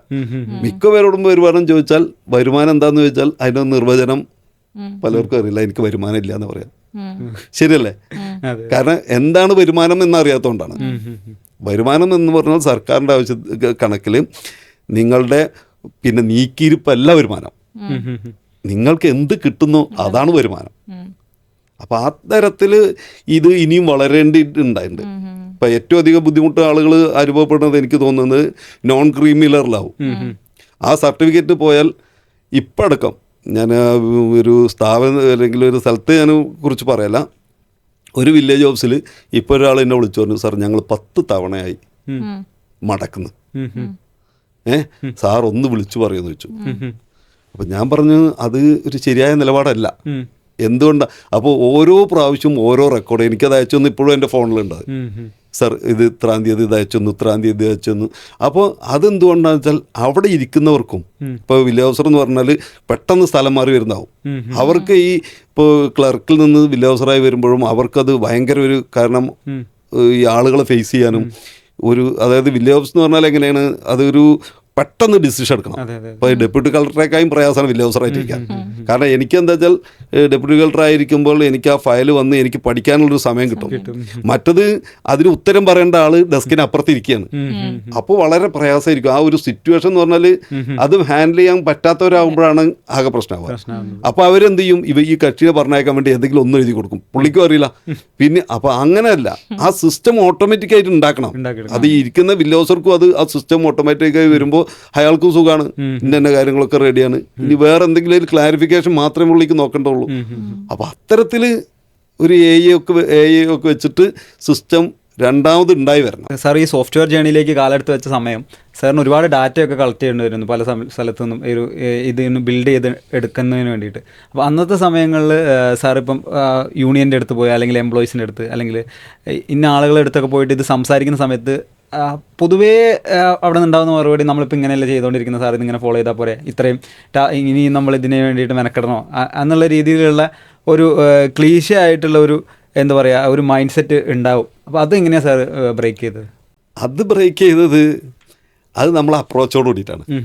നമ്മളെങ്ങനെ ഇപ്പോൾ ഡിപ്പാർട്ട്മെൻറ്റിൽ ഏറ്റവും കൂടുതലുള്ളതാണ് റവന്യൂ റിക്കവറി. റവന്യൂ റിക്കവറിയാണ് സർക്കാരിൻ്റെ ഏറ്റവും വലിയ ഫണ്ടിങ്. അത് ഞാൻ മലപ്പുറത്തിരിക്കുമ്പോഴാണ് ഞങ്ങൾ ഓൺലൈനാക്കിയത്. അത് പിന്നെ KBT പോലെ വേറെ, പക്ഷേ അത് ഞാൻ ഉണ്ടാക്കിയതല്ല, പക്ഷേ എൻ്റെ ഐഡിയകളായിരുന്നു അത് ഇങ്ങനെ ഉണ്ടാക്കണം എന്ന് പറഞ്ഞത്. നമ്മൾ NIC കൊണ്ട് ഉണ്ടാക്കിയത് അതിനകത്ത് ബഷീർ സാറുണ്ട്, സാറും കൂടി കൂടിയിട്ടാണ് അത് ഉണ്ടാക്കി തന്നത്. പക്ഷേ നമ്മുടെ ഫുൾ ഐഡിയ ഇങ്ങനെ ചെയ്യാൻ പറ്റും. അപ്പോൾ അതിന് സാറിനോട് കൂടി കട്ടക്ക് നിന്നിട്ട് നമ്മൾ ഉണ്ടാക്കിയെടുത്തത്. അപ്പോൾ അന്നൊക്കെയുള്ള പ്രശ്നം എന്താ വെച്ചാൽ ഇതിപ്പോൾ ഇങ്ങനെയല്ല ചെയ്യുന്നത്, നിങ്ങൾ പറഞ്ഞാൽ വളരെ ശരിയാണ്, ഇങ്ങനെ ചെയ്യണോ. പക്ഷേ അത് നമ്മൾ എന്താ വെച്ചാൽ അവരോട് പറഞ്ഞ് പിന്നെ നമ്മൾ കുറച്ചൊക്കെ ഇതായി ചെയ്തു തുടങ്ങിയപ്പോൾ ആളുകൾക്ക് നമ്മളൊരു ട്രസ്റ്റ് ഉണ്ട്. അതായത് സാറ് ഇത് ചെയ്താൽ നടക്കും എന്നുള്ളൊരു ട്രസ്റ്റ് ഉണ്ട്. അതിൽ നിന്നാണ് മിക്കവാറും എല്ലാവരും നമ്മൾ പറയുമ്പോഴത്തേക്ക് തന്നെ ഇങ്ങനെയുള്ള പ്രതികരണങ്ങൾ ഒരുപാട് ഉണ്ടായിട്ടുണ്ടാവില്ല. അത് ഒരുപാടുണ്ട്. അത് ഞാൻ ഇപ്പോൾ ഈ ബിൽഡിംഗ് ടാക്സ് ആദ്യമായി ചെന്ന് ഞാൻ വില്ലേജ് ഓഫീസറായിരിക്കുമ്പോൾ കൊണ്ട് കാണിച്ച് കൊടുത്തപ്പോൾ ഒരു ഡെപ്യൂട്ടി ADM എന്നോട് പറഞ്ഞത് ഇതൊന്നും ഇവിടെ ആവശ്യമില്ല, പഴയ തന്നെ മതി, ഇതിലെന്താ ആവശ്യം, ഇതൊന്നും ഇവിടെ നടക്കില്ല എന്ന് പറഞ്ഞു.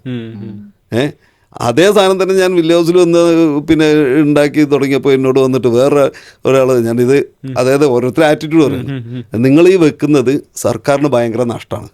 കാരണം ഈ ലാപ്ടോപ്പ് ചാർജ് ചെയ്യുന്നത് സർക്കാരിൻ്റെ കറണ്ട് ഉപയോഗിച്ചിട്ടാണ്. അപ്പോൾ ഞാൻ അദ്ദേഹത്തിനോട് പറഞ്ഞു അതിനുള്ള ഇതെന്ത് വേണമെങ്കിലും ഞാൻ ചെയ്തോളാം, അല്ലാതെ ഇതൊന്നും ശരിയല്ല, നിങ്ങളിങ്ങനെ പ്രിൻ്ററും ഇതും വെച്ച് കഴിഞ്ഞാൽ അതിനുള്ള, ഞാൻ പറഞ്ഞു പ്രിൻ്ററിൻ്റെ ടോണർ ഞാനാണ് മാറ്റുന്നത്. കാരണം ഈ എഴുതുന്ന പേനയുടെ മഷി തന്നെ പൈസ തന്നെ മതി അതിന്, ഈ പേപ്പർ മേടിക്കുന്നത് ഞാൻ തന്നെയാണ്, കറണ്ട് എടുക്കുന്നു എന്നുള്ളതാണ് അദ്ദേഹത്തിൻ്റെ. അപ്പം ഞാൻ പറഞ്ഞു സാർ ഇത് 7A താരിഫിലുള്ളത് ഒരു വില്ലേജ് ഓഫീസ്, അതിൽ ഇനി എത്ര ഉപയോഗിച്ചാലും ആ പൈസ കൊടുക്കണം, ഉപയോഗിച്ചില്ലെങ്കിലും ആകെ 2 ഫാനും പിന്നെ ഇത് മാത്രമേ ഉള്ളൂ. അപ്പം അത്രത്തോളം എതിരുള്ളവരും ഉണ്ട് എന്നർത്ഥം. ഇത്രത്തോളം ഇമ്പോർട്ടൻ്റ് ആയിട്ടുള്ള സോഫ്റ്റ്വെയർസും അല്ലെങ്കിൽ ആപ്ലിക്കേഷൻസ് ഒക്കെ യൂസ് ചെയ്യുന്ന സമയത്ത് ഡാറ്റ സെക്യൂരിറ്റി ശരിക്കും ഒരു വലിയ ഇമ്പോർട്ടൻ്റ് കാര്യമാണല്ലോ. കാരണം ഗവൺമെൻറ്റിൻ്റെ ഡാറ്റാസ്, ആൾക്കാരുടെ ഡാറ്റാസ്, അപ്പോൾ ആ ഒരു ഡാറ്റ സെക്യൂരിറ്റിക്ക് വേണ്ടി സാർ എന്തൊക്കെ സ്റ്റെപ്സ് ആയിരുന്നു സ്വീകരിച്ചുകൊണ്ടിരുന്നത്? നമ്മൾ ചെയ്തത് മുഴുവൻ പിന്നെ മിക്കവാറും നമ്മൾ ചെയ്തിരുന്നത് അവരവരെ സിസ്റ്റത്തിൽ തന്നെ ആയിരുന്നു, സെർവറാക്കി അവിടെ ഒരു സിസ്റ്റം വെച്ചിട്ട് അവിടെ തന്നെയായിരുന്നു നമ്മൾ ചെയ്തിരുന്നത്. അതുകൊണ്ട് പിന്നെ സെക്യൂരിറ്റിക്ക് അത്ര വലിയൊരു പിന്നെ ഈ കാര്യങ്ങളൊക്കെ ഇപ്പോൾ എന്താ പറഞ്ഞത്, ഒരു 2 രൂപ കൊടുത്താൽ ആർക്കും കിട്ടാവുന്ന ഡാറ്റയാണ്. ഒരാളുടെ രഹസ്യങ്ങളോ മറ്റോ ഒന്നുമില്ല. 2 രൂപ കൊടുത്ത് ഒരു RTI ചോദിച്ചാൽ ആർക്കും കൊടുക്കേണ്ടതാണ് ഈ ലിസ്റ്റ്. അല്ല സാർ, അപ്പോൾ ഇത്രയും മോണിറ്ററി റിലേറ്റഡ് ആയിട്ടുള്ള കാര്യങ്ങളൊക്കെ ചെയ്യുമ്പോൾ നമ്മൾ ഗവൺമെന്റിന് വേണ്ടിയിട്ട് ഇങ്ങനെ ചെയ്യുമ്പോൾ ഈ ഒരു സെക്യൂരിറ്റി അപ്പോഴും അവിടെ ഒരു മാറ്റർ അല്ലേ? നമ്മൾ അത്ര വലിയൊരു മാറ്റർ ഒരു പ്രശ്നങ്ങളില്ല അതിൽ. കാരണം എന്താ വെച്ചാൽ നമ്മൾ ഓൺലൈനായിട്ട് പൈസ വാങ്ങിക്കുന്നില്ല, ഇല്ലെങ്കിൽ മറ്റുള്ള തരത്തിലൊന്നും ചെയ്യുന്നില്ല, ക്യാഷ് ഫ്ലോ ഒന്നും ഇതിൽ വരുന്നില്ല. ഇതിൽ എന്ത് വെറുതെ ഒരു പേപ്പറിലുള്ളത് മാറ്റി, അതായത് ഡിജിറ്റൽ യൂസ് ചെയ്തു മാത്രമേ ഉള്ളൂ. കാരണം ഒരു തവണ ഒരാളെ പേര് എഴുതണം, ഒരു തവണ എഴുതേണ്ട സാധനം 10 പുസ്തകങ്ങൾ എഴുതണം. കാരണം ആദ്യം ഇതിൻ്റെ ഒരു ലിസ്റ്റ് ഉണ്ടാക്കണം, അത് കഴിഞ്ഞിട്ട് ഇയാൾക്ക് കൊടുക്കേണ്ട ഇൻസ്റ്റാൾമെൻറ്റ് ലിസ്റ്റ് ഉണ്ടാക്കണം, ഇങ്ങനെ ഒരുപാട് പുസ്തകത്തിലേക്ക് മാറ്റി മാറ്റി എഴുതണം. ഇത് നമ്മൾ പ്രിൻ്റ് എടുക്കുക മാത്രമേ ചെയ്യുന്നുള്ളൂ, അല്ലാതെ നമ്മളൊരു അത്രയും വലിയൊരു സെക്യൂരിറ്റി ഉള്ള ഡാറ്റയൊന്നും നമ്മളിതിൽ പ്രോസസ് ചെയ്യുന്നില്ല. അപ്പോൾ അത് അങ്ങനെ ചെയ്തതാണ് RR. അത് പിന്നെ ഗവൺമെൻറ്റിൽ കൊടുത്ത് ഗവൺമെൻറ് ഇത് തലത്തിൽ തന്നെ ചെയ്തെടുത്തത്. ഷായ് സാറിൻ്റെ ഒരു പ്രൊഫഷണൽ ലൈഫ് നോക്കുകയാണെങ്കിൽ സാർ ഒരു വില്ലേജ് ഓഫീസറിൽ നിന്ന് തുടങ്ങി ഒരു ഡെപ്യൂട്ടി തഹസിൽദാറായി സീനിയർ സൂപ്രണ്ടൻ്റായി ഡെപ്യൂട്ടി കളക്ടറായി RDO പൊസിഷൻ. അപ്പോൾ ഇതിൽ ഇത്രയും പൊസിഷനിൽ സാർ കടന്നു വന്നതിൽ സാറിന് ഏറ്റവും ഇഷ്ടപ്പെട്ടിട്ടുള്ള പോസ്റ്റ് ഏതാണ്? അതെന്തുകൊണ്ടാണ്? അങ്ങനെ ചോദിച്ചാൽ പിന്നെ സത്യത്തിൽ ഞാനിരുന്ന പോസ്റ്റുകളൊക്കെ തന്നെ ഞാൻ വളരെ ഹാപ്പി ആയിട്ട് പിന്നെ വർക്ക് ചെയ്തതാണ്. അതിൽ ഈ ഒരു സീറ്റും അല്ലെങ്കിൽ ഒരു വില്ലേജ് ഓഫീസർ എന്നുള്ളത് തഹസിൽദാരേക്കായും വലുതോ ചെറുതോ അല്ലെങ്കിൽ അതിനുള്ള അത് രണ്ട് ഹാപ്പിയാണ്, ഹാപ്പിനെസ്സാണ് നമുക്ക് തരുന്നത്. അതായത് വില്ലേജ് ഓഫീസറിൽ ഇരിക്കുന്ന സംഗതിയല്ല ഡെപ്യൂട്ടി കളക്ടർ ആകുമ്പോൾ നമുക്ക് കിട്ടുന്നത്. അപ്പോൾ അതുകൊണ്ട് തന്നെ ആ ഇരുന്ന എല്ലാ സീറ്റിലും എനിക്ക് പിന്നെ ഒരു സീറ്റ് ഇത്ര പ്രത്യേകത ഉണ്ടെന്ന് പറയാം. എങ്കിലും വില്ലേജ് ഓഫീസറും തഹസിൽദാരും RDO എനിക്ക് ഇഷ്ടപ്പെട്ട പോസ്റ്റുകളായിരുന്നു. അതിലിരുന്നിട്ട് നമുക്ക് പിന്നെ പല കാര്യങ്ങളും നമുക്ക് ചെയ്യാൻ കഴിയുന്ന ഒരു പോസ്റ്റുകളായിരുന്നു. അപ്പോൾ അതുകൊണ്ട് തന്നെ അതൊരു, കാരണം കുറേയൊക്കെ തീരുമാനങ്ങൾ നമുക്ക് എടുക്കാൻ പറ്റും എന്നുള്ള ഒരു പോസ്റ്റുകളായതുകൊണ്ട് തന്നെ അതൊരു കുറച്ച് ഹാപ്പി ആയിരുന്നു. ഇതിൽ ഞാൻ പിന്നെ വില്ലേജ് ഓഫീസറും തഹസിൽദാരും ഒക്കെ ആകുമ്പോൾ ഇടയിൽ ഞാൻ കുറച്ചു കാലം സീനിയർ സൂപ്രണ്ടായിട്ട് RDO ഓഫീസിൽ വർക്ക് ചെയ്തിരുന്നു. എന്നെ RDO ഓഫീസിലേക്ക് സ്ഥലം മാറ്റിയതായിരുന്നു. തഹസിൽദാരെ പോസ്റ്റിൽ നിന്നെടുത്ത് RDOസിലേക്ക് സീനിയർ സൂപ്രണ്ടായിട്ട് സ്ഥലം മാറ്റിയിരുന്നു. അങ്ങനെ മാറ്റിയപ്പോൾ സാറ് എനിക്കതിൽ കുറച്ചൊരു വിഷമം ഉണ്ടായിരുന്നു ആ സമയത്ത്. കാരണം പിന്നെ LT ഇരിക്കുന്ന സമയത്ത് പെട്ടെന്ന് എടുത്ത് ട്രാൻസ്ഫർ ചെയ്തപ്പോൾ എനിക്കൊരു ചെറിയൊരു മനോവിഷമം ഉണ്ടായിരുന്നു. കാരണം നമ്മൾ നന്നായിട്ട് LT നമ്മൾ പട്ടയങ്ങളൊക്കെ ഓൺലൈനായിട്ട് കൊടുത്തു തുടങ്ങിയ ഒരു സമയമായിരുന്നു. ആ സമയത്ത് ഒരുപാട് കേസുകൾ നമുക്ക് തീർപ്പാക്കാനും LT ലാൻഡ് ട്രിബ്യൂണലിൽ പറ്റിയിട്ടുണ്ട് ആ കാലത്ത്. അപ്പോൾ നമുക്ക് മാറ്റിയപ്പോൾ സാറ് എന്നെ ഒരു ദിവസം വിളിച്ച് എന്നോട് ചോദിച്ചു, ഷാജുവിന് എൻ്റെ കൂടെ വർക്ക് ചെയ്യാൻ മടിയുണ്ടോയെന്ന് വെച്ചു. അപ്പോൾ ഞാൻ പറഞ്ഞു, സാർ ഇല്ല, ജാഫർ മാലിക് സാർ അന്ന് സബ് കളക്ടറാണ് അവിടെ, സാറിന് എന്നെ അറിയാം. അപ്പോൾ സാറിനോട് ഞാൻ ചോദിച്ചപ്പോൾ അപ്പോൾ സാർ എന്നോട് പറഞ്ഞു മടിയുണ്ടോ ചോദിച്ചു. ഞാൻ പറഞ്ഞു ഇല്ല സാർ. അപ്പോൾ ഷാജു ഓഫീസിൽ എന്നാ പോയി? അപ്പോൾ ഞാൻ പറഞ്ഞു സാർ ഒരു 7 days എനിക്ക് സമയമുണ്ട് എന്ന് പറഞ്ഞു. ഓക്കെ, അത് കഴിഞ്ഞിട്ട് വന്നാൽ മതിയാണ്. അപ്പോൾ എനിക്ക് തോന്നി സാർ എന്നെ വിളിച്ചാലേ, ഞാൻ പിറ്റേ ദിവസം തന്നെ ആകെ 2 ദിവസം എടുത്ത് പിറ്റേ ദിവസം തന്നെ പോയി സാറിൻ്റെ അടുത്ത് ജോയിൻ ചെയ്തു. അപ്പോൾ സാർ എന്നോട് പറഞ്ഞെന്ന്, പിന്നെ ഇവിടെ ഒന്നും ചെയ്യണ്ട, എനിക്കിവിടെ കുറേ കമ്പ്യൂട്ടറൈസേഷൻ നടപ്പിലാക്കണം, അതിന് എന്നെ സഹായിക്കണം. അതവിടെ ഒരുപാട് RDOസിലാകുമ്പോൾ RDO കോടതിയുണ്ട്. അപ്പോൾ അതിൽ കുറേ കേസുകളും കുറേ ആളുകൾക്ക് സമൻസ് അയക്കാനുണ്ടാവും. അപ്പോൾ അതിനൊക്കെ എന്തെങ്കിലും ചെയ്തു തരണം എന്നാണ്. അങ്ങനെ പിന്നെ സാറിൻ്റെ കൂടി എനിക്കും സാറിന് ഭയങ്കര ഇഷ്ടമായിരുന്നു. കാരണം എല്ലാ കാര്യത്തിലും സാറ് നല്ല പോസിറ്റീവായിട്ടാണ് സാറ് സംസാരിക്കുക. നമുക്ക് എന്ത് വേണമെങ്കിലും ഒരു സാധാരണ സൂപ്രണ്ടിനെ ചെയ്യുന്നതിൻ്റെ ഉപരി നമുക്ക് സാറിൻ്റെ കൂടെ നിന്നിട്ട് വർക്ക് ചെയ്യാൻ പറ്റും. അപ്പോൾ സാറ് അങ്ങനെ സാറിൻ്റെ എല്ലാ കേസുകളും ഞാനാണ് അത് തീർപ്പാക്കാനുള്ള പിന്നെ ഒരു സോഫ്റ്റ്വെയർ ഉണ്ടാക്കി എല്ലാ കേസിലേക്കും പെട്ടെന്ന് നോട്ടീസ് അയക്കാനും ഭയങ്കര പണി, 3 കോപ്പി ഉണ്ടാക്കണം. അപ്പോൾ ഇതൊക്കെ പ്രിൻ്റ് ചെയ്ത് കിട്ടല്ലേ. അപ്പോൾ അങ്ങനെ അത് സാറിൻ്റെ CRൽ തന്നെ സാർ എഴുതിയിട്ടുണ്ടെന്നാണ് എനിക്ക് ഓർമ്മ. കാരണം സാർ അങ്ങനെ ഒരിക്കൽ പറഞ്ഞാൽ തോന്നുന്നു, സാറ് പിന്നെ ഇങ്ങനെ ഇവിടെ ഇത് ചെയ്തിട്ടുണ്ട്, ഇന്ന ആളുടെ ഹെൽപ്പോട് കൂടിയിട്ടാണ് ചെയ്തതെന്നൊക്കെ പറഞ്ഞ് സാർ ഒരു റിപ്പോർട്ടൊക്കെ ഗവൺമെൻറ്റിലന്ന് കൊടുത്തിരുന്നു. സാർ ഇപ്പോൾ ഏകദേശം ഒരു 35 വർഷത്തോളം ഗവൺമെൻറ് സെക്ടറിൽ വർക്ക് ചെയ്തിട്ടുള്ള ഒരാളാണ്. എനിക്ക് ഒരുപാട് സുഹൃത്തുക്കളുണ്ട് ഗവൺമെൻറ് സെക്ടറിൽ ഒരു ജോലിയെങ്കിലും കിട്ടാൻ വേണ്ടി കൊതിച്ചിട്ട് വർഷങ്ങളോളം ഇതിന് വേണ്ടിയിട്ട് പ്രാക്ടീസ് ചെയ്ത് PSCക്ക് വേണ്ടിയിട്ടുള്ള ഒരുപാട് ബുക്കുകളൊക്കെ പഠിച്ച് കാത്തിരിക്കുന്ന ഒരാളാണ്. പക്ഷേ അവരിൽ ഭൂരിഭാഗം ആളുകളും നേരിടുന്ന പലരും ലിസ്റ്റിൽ കയറിയിട്ടുണ്ട്. അതിൻ്റെ ഫിസിക്കലും അതിൻ്റെ എല്ലാ രീതിയിലുള്ള സർട്ടിഫിക്കേഷൻസും ഒക്കെ കഴിഞ്ഞിട്ട് ലിസ്റ്റിൽ വന്നിട്ടുള്ള ആളുകൾ ശരിക്കും നമ്മൾ പറയുകയാണെങ്കിൽ അവർ യോഗ്യരായിട്ടുള്ള ആളുകളാണ്. ഇത്രത്തോളം നിയമനങ്ങളുണ്ട്. ഇപ്പോൾ 400 നിയമനങ്ങളുണ്ടെന്ന് വിചാരിച്ചോളൂ. പക്ഷേ ഏകദേശം 200 നിയമനം ആകുമ്പോഴേക്കും 200ഓളം നിയമനങ്ങൾ ക്ലോസ് ചെയ്യാതെ അവർ അടുത്ത ലിസ്റ്റ് ഇടുന്നു. ഇത്രയും ആളുകൾക്ക് നിയമനം ലഭിക്കാതെ പോകുന്നു. അപ്പം നിയമനങ്ങൾ അങ്ങനെ ഉണ്ടാകുന്ന സാഹചര്യത്തിൽ അത് ശരിക്കും എന്താണ് അവിടെ തെറ്റായിട്ട് സംഭവിച്ചുകൊണ്ടിരിക്കുന്നത്? എന്തുകൊണ്ടാണ് ഈ നിയമനങ്ങൾ പൂർണ്ണമായിട്ടും ഫില്ല് ചെയ്യാത്തത് എന്ന് ചോദിച്ചു കഴിഞ്ഞാൽ സാർ എന്താ അതിന് മറുപടി? അത് സത്യത്തിൽ ഞാൻ പിന്നെ വർക്ക് ചെയ്തൊരു മേഖലയല്ല എങ്കിലും എൻ്റെ അറിവ് പ്രകാരം സത്യത്തിൽ ഇവിടുന്നൊക്കെയുള്ള ഞാൻ നേരത്തെ പറഞ്ഞതിൻ്റെ ഒരു തുടർച്ചയാണത്. കാരണം യഥാസമയം ഒരു വേക്കൻസി വരുന്നത് PSC അറിയുന്നില്ല. അപ്പോൾ ഈ പ്രോസസ്സിങ്ങിന് ശരിക്കും ഒരുപാട് താമസം എടുക്കുന്നു.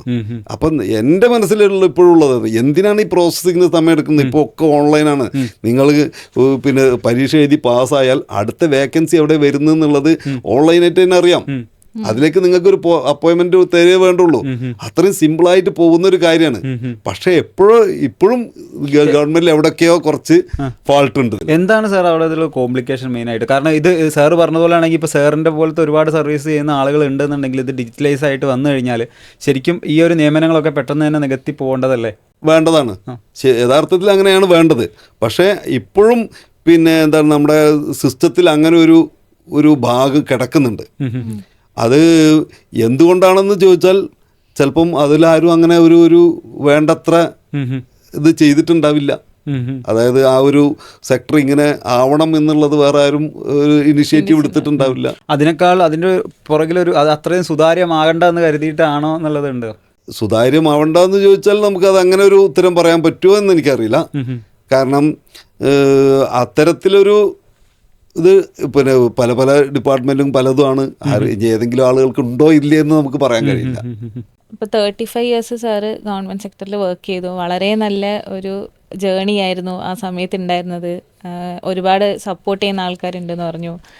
എല്ലാ പോസ്റ്റിലും സാറ് ഭയങ്കര ഹാപ്പി ആയിട്ടാണ് വർക്ക് ചെയ്തിരുന്നത്. എന്നാൽ പോലും സർവീസ് ബാക്കി നിൽക്കിയ സാറ് VRS എടുത്തു. എന്താണ് ആ ഡിസിഷനിലെത്താൻ കാരണം? അത് അത്തരത്തിലൊരു തീരുമാനത്തിലെത്താൻ ഒരുപാട് ഫാക്ടേഴ്സ് ഉണ്ട്. അതായത് ഞാൻ പിന്നെ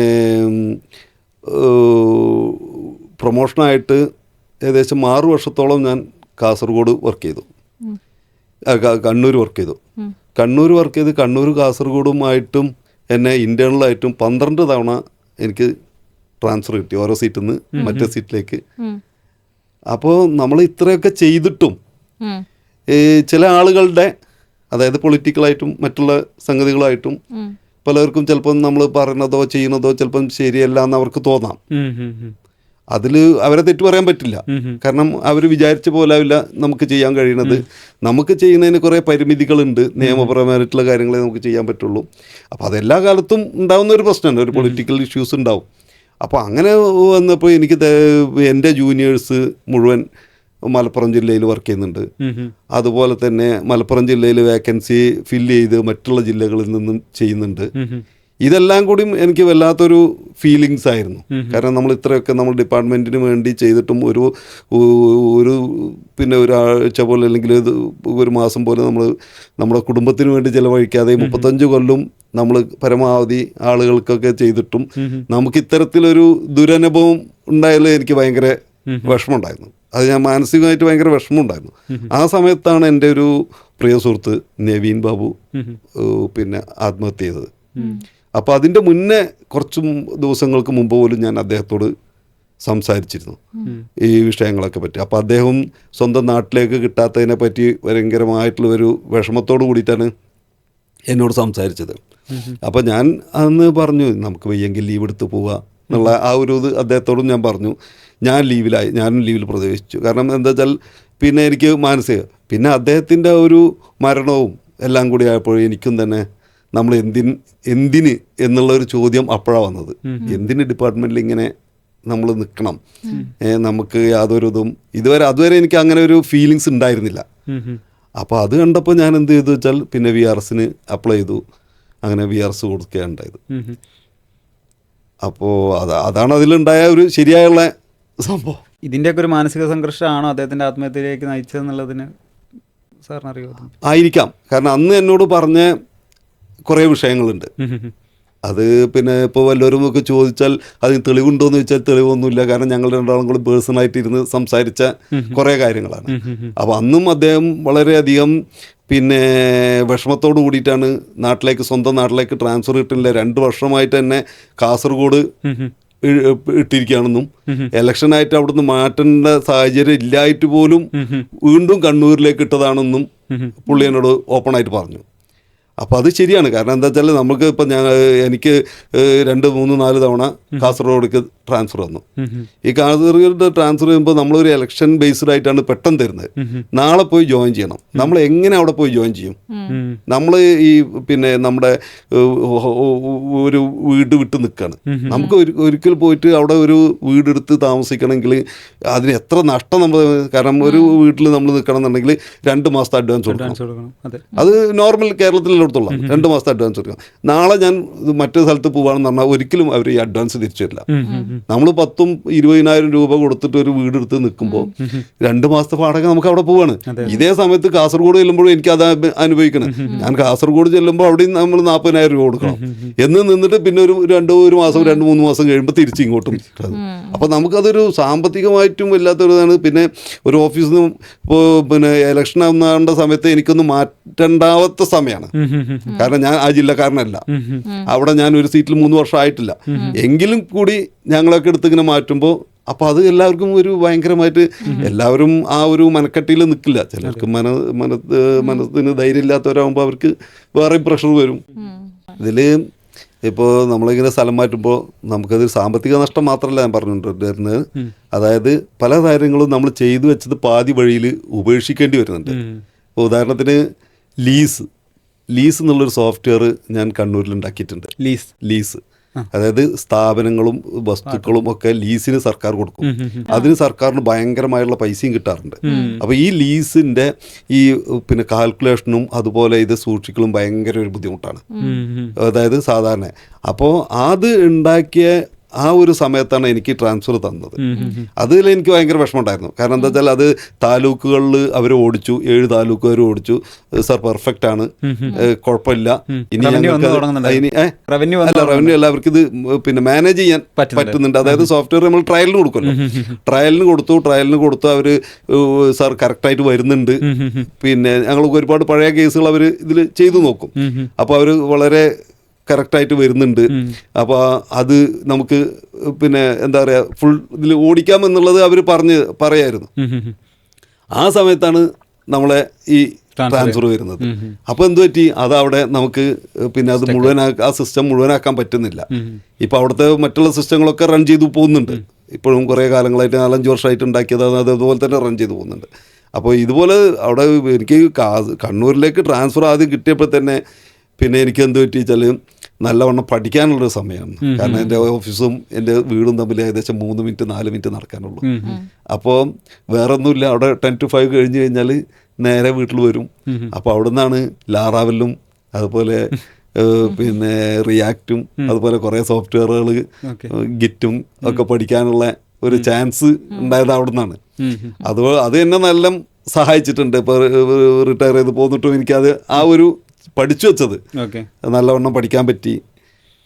അതുകൊണ്ട് നല്ലൊരു ഇതായി കിട്ടിയിട്ടുണ്ട് അവിടുന്ന്. ശരിക്കും അപ്പോൾ അങ്ങനെ നോക്കുകയാണെങ്കിൽ ഒരു ഉർവശി ശാപ ഉപകാരം എന്ന് പറഞ്ഞാൽ ആ ഒരു സന്ദർഭം നല്ലപോലെ യൂട്ടിലൈസ് ചെയ്യാനും പറ്റും. അതെ, ഞാൻ എൻ്റെ ഫേസ്ബുക്കിൽ എഴുതിയ പോലെ ഉർവശി ശാപ ഉപകാരം തന്നെയായിരുന്നു എനിക്ക് സത്യത്തിൽ. കാരണം എന്താ വെച്ചാൽ ഇല്ലെങ്കിൽ ഒരിക്കലും എനിക്ക് ഇത് പഠിക്കാൻ കഴിയില്ലായിരുന്നു. കാരണം ഒരു ഡെപ്യൂട്ടി കളക്ടർ പോസ്റ്റ് അറിയാലോ, അത് അത്രയും പ്രയാസമേറിയതാണ്.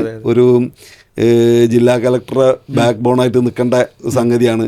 കാരണം എല്ലാ കാര്യങ്ങളും നമ്മൾ ലേശം പഴിച്ചാൽ അതിൻ്റെ ഉത്തരവാദിത്വം മുഴുവൻ വരിക ജില്ലാ കളക്ടർക്കായിരിക്കും. അപ്പോൾ ആ ജില്ലാ കളക്ടറുടെ പുറകിൽ നമ്മൾ അത്രയും നിൽക്കണം എന്നുണ്ടെങ്കിൽ നമ്മൾ അത്രയും ബുദ്ധിമുട്ടിയാലാണ്, ഓരോ കാര്യത്തിനും ബുദ്ധിമുട്ടിയാലാണ് നമ്മളെ കളക്ടർക്ക് നന്നായിട്ട് പെർഫോം ചെയ്യാൻ പറ്റും.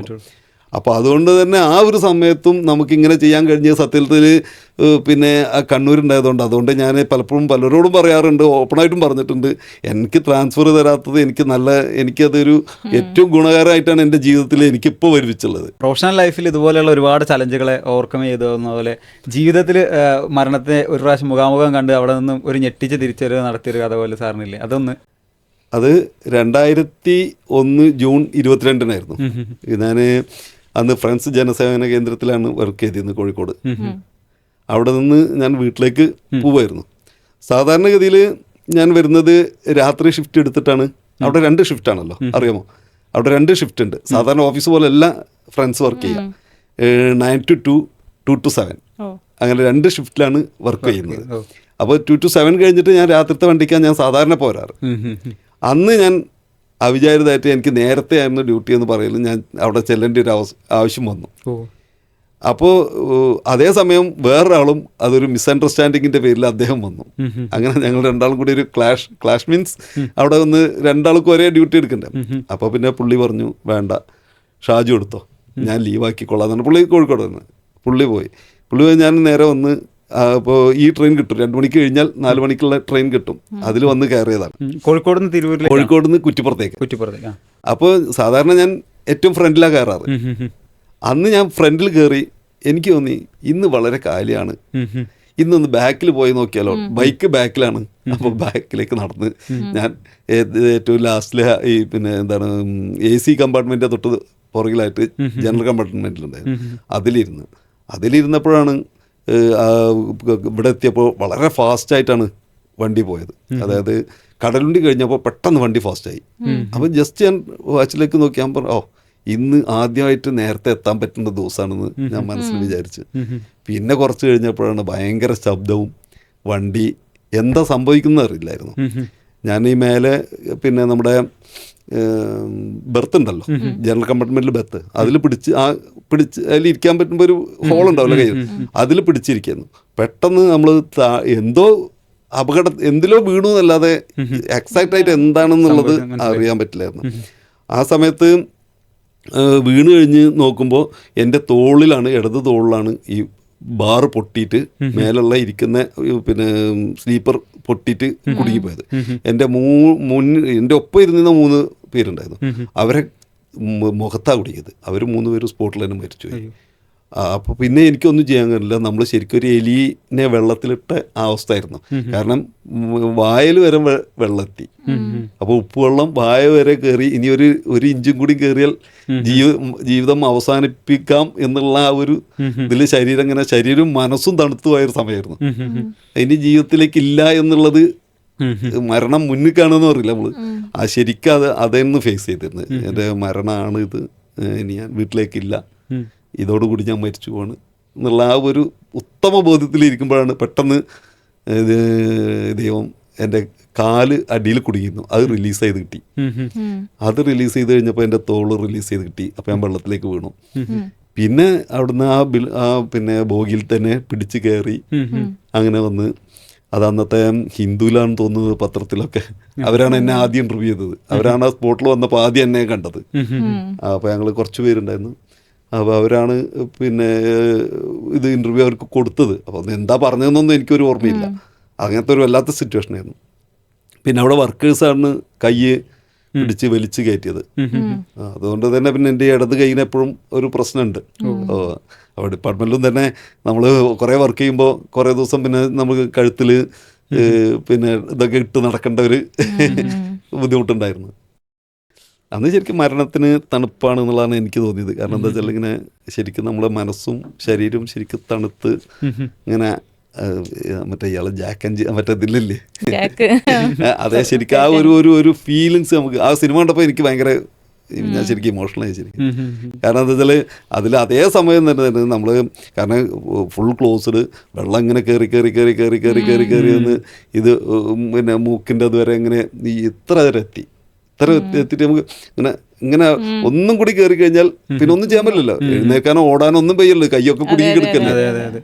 അതിലാണ് പടച്ചാൻ എന്തോ ഒരു നല്ലൊരു ഇത് കാലും. ഒരു പക്ഷെ അന്ന് സാർ എന്നും നിൽക്കുന്ന പോലെ മുന്നിലാണ് എന്നിട്ടുണ്ടെങ്കിൽ പെടില്ലായിരുന്നു. എന്നിട്ട് എനിക്ക് ഈ സംഭവം കഴിഞ്ഞ് ഞാൻ പിന്നെ പരിക്കുകളോടെ രക്ഷപ്പെട്ടു വന്നു. പിന്നെ 2-3 ദിവസം ലീവായിരുന്നു. പിന്നെ എനിക്ക് ഉറങ്ങാൻ കഴിഞ്ഞില്ല. ഒത്തിരി കാലം എനിക്ക് എന്തായിരുന്നു വെച്ചാൽ ആ ട്രെയിൻ പോണ സൗണ്ടും ഈ ആളുകളെ നിലവിളിയൊന്നും ഉണ്ടായിരുന്നു. എന്നിട്ട് അത് മാറ്റാൻ വേണ്ടിയിട്ട് ഞാൻ എൻ്റെ മനസ്സിൽ തന്നെ എടുത്തത്, ആ ട്രെയിൻ രണ്ടാമത് പ്രസ്താവിച്ച് ഓടിയ ആദ്യത്തെ ഓട്ടത്തിൽ ഞാൻ ആ യാത്ര പൂർത്തിയാക്കി. അന്ന് മുതൽ പിന്നെ എനിക്ക് ഉണ്ടായില്ല. അതായത് ഞാൻ ആ യാത്ര, എനിക്ക് എല്ലാവരും പറഞ്ഞു നിനക്ക് പേടിയില്ല ഇനിയും പോകാൻ, ആ വണ്ടിയിൽ തന്നെ നാളെ പോയാൽ പോരെ എന്നൊക്കെ ചോദിച്ചു. അല്ല, ഞാൻ പറഞ്ഞു എനിക്ക് ആ യാത്ര മുഴുവനാക്കണം, ഞാനൊരു യാത്ര പകുതിയാക്കി വെച്ചതാണ്, അതെനിക്ക് പറ്റില്ല. അത് ഇല്ലെങ്കിൽ എൻ്റെ ജീവിതത്തിൽ എപ്പോഴും അതൊരു ബാക്കി അതിനെ നിൽക്കും. അതുകൊണ്ട് എനിക്ക് തന്നെ മുഴുവനാക്കണം എന്ന് പറഞ്ഞാൽ ഞാൻ അന്ന് തന്നെ അത് വണ്ടിക്ക് വേണ്ടി കാത്തു നിന്ന് അതേ ബോഗിയിൽ തന്നെ കയറി, അന്നും പുറകിൽ തന്നെ കയറി ആ വണ്ടി ഇവിടെ എത്തിയതിന് ശേഷം പിന്നെ കുറച്ച് കാലത്തിന് ശേഷം എനിക്ക് പിന്നെ ആ ഒരു പ്രശ്നം ഉണ്ടായില്ല. ഈ VRS ഒക്കെ എടുത്തു കഴിഞ്ഞിട്ട് എപ്പോഴാണ് സാറിന് ബിസിനസ്സിലേക്ക് കടക്കണം എന്നുള്ളൊരു ആശയം തോന്നിയത്? അതിനുള്ളൊരു കോൺഫിഡൻസ് എപ്പോഴാണ് കിട്ടിയത്? VRS എടുക്കാൻ ഇങ്ങനെ ചിന്തിച്ചു തുടങ്ങിയപ്പോൾ VRS എടുത്ത ഇനി എന്ത് എന്നുള്ളൊരു ചോദ്യം കൂടി ഉണ്ടായിരുന്നു. കാരണം സർവീസിൽ തുടരാൻ എനിക്ക് തീരെ താല്പര്യമില്ല. ഞാൻ നേരത്തെ പറഞ്ഞ കാര്യങ്ങൾ കൊണ്ട് അത് സർവീസ് മടുത്തു പറഞ്ഞാൽ പിന്നെ ഈ 35 വർഷം വർക്ക് ചെയ്തുള്ള ആ ഒരു നമുക്ക് കിട്ടേണ്ട ഒരു വർഷമെങ്കിലും നമുക്ക് സ്വന്തം നാട്ടിൽ നമ്മുടെ ആളുകളെ നമുക്ക് ഇതാക്കാനും അവർക്കൊരു ഇത് ചെയ്യാനും നമുക്ക് പറ്റാത്തൊരവസ്ഥയിൽ കൂടെ കടന്നു പോയപ്പോൾ ഇനി ഇത് നിർത്തണം തോന്നി. അങ്ങനെയാണ് ഞാനത് നിർത്തിയത്. അപ്പോഴാണ് ഈ പണ്ട് ഞങ്ങൾ ഒരുമിച്ചിരിക്കുമ്പോൾ കളക്ടറേറ്റിൽ ഒരുമിച്ചിരിക്കുമ്പോൾ എൻ്റെ സുഹൃത്തുക്കളായ ഒരു ഹാരിസ് ഉണ്ടായിരുന്നു, മുനീർ ഉണ്ടായിരുന്നു, സഫീർ ഉണ്ടായിരുന്നു. ഇവരെല്ലാവരും അന്ന് അവിടെ NICയിൽ നാഷണൽ ഇൻഫോർമാറ്റിക്സ് സെൻറ്ററിൽ പ്രോഗ്രാമേഴ്സായിട്ട് വർക്ക് ചെയ്യാണ്. അവരും ഞാനും തമ്മിൽ ഭയങ്കര, കാരണം സാധാരണ ഒരു കളക്ടറേറ്റിലും NICയും തമ്മിൽ എപ്പോഴും ഒരു അകൽച്ചയാണ്. ഒന്ന് പിന്നെ എന്താ പറയുക, കേന്ദ്ര ഗവൺമെൻറ്റിന്, അപ്പോൾ പൊതുവെ അങ്ങോട്ടും ഇങ്ങോട്ടും മിങ്കിൾ ചെയ്യാത്തൊരു, അതായത് എന്താന്ന് പറയാ, അത്തരത്തിലുള്ളൊരു സാഹചര്യം എല്ലായിടത്തും ഉണ്ട്. അപ്പോൾ അത് വന്നു കഴിഞ്ഞപ്പോൾ എനിക്ക് ഏറ്റവും നല്ല ഫ്രണ്ട്സായിട്ടാണ് ഇവരുണ്ടായിരുന്നത്. അപ്പോൾ ഇവരെല്ലാ കാര്യങ്ങളും എന്നോട് പറയും. ഞങ്ങളങ്ങനെ കോട്ടക്കുന്നിലേക്ക് പോകും, എല്ലാം വൈകുന്നേരം ആയാലും ഒരു ചായയൊക്കെ അവിടെ ചെന്ന് കുടിക്കും ഓഫീസ് കഴിഞ്ഞിട്ട്.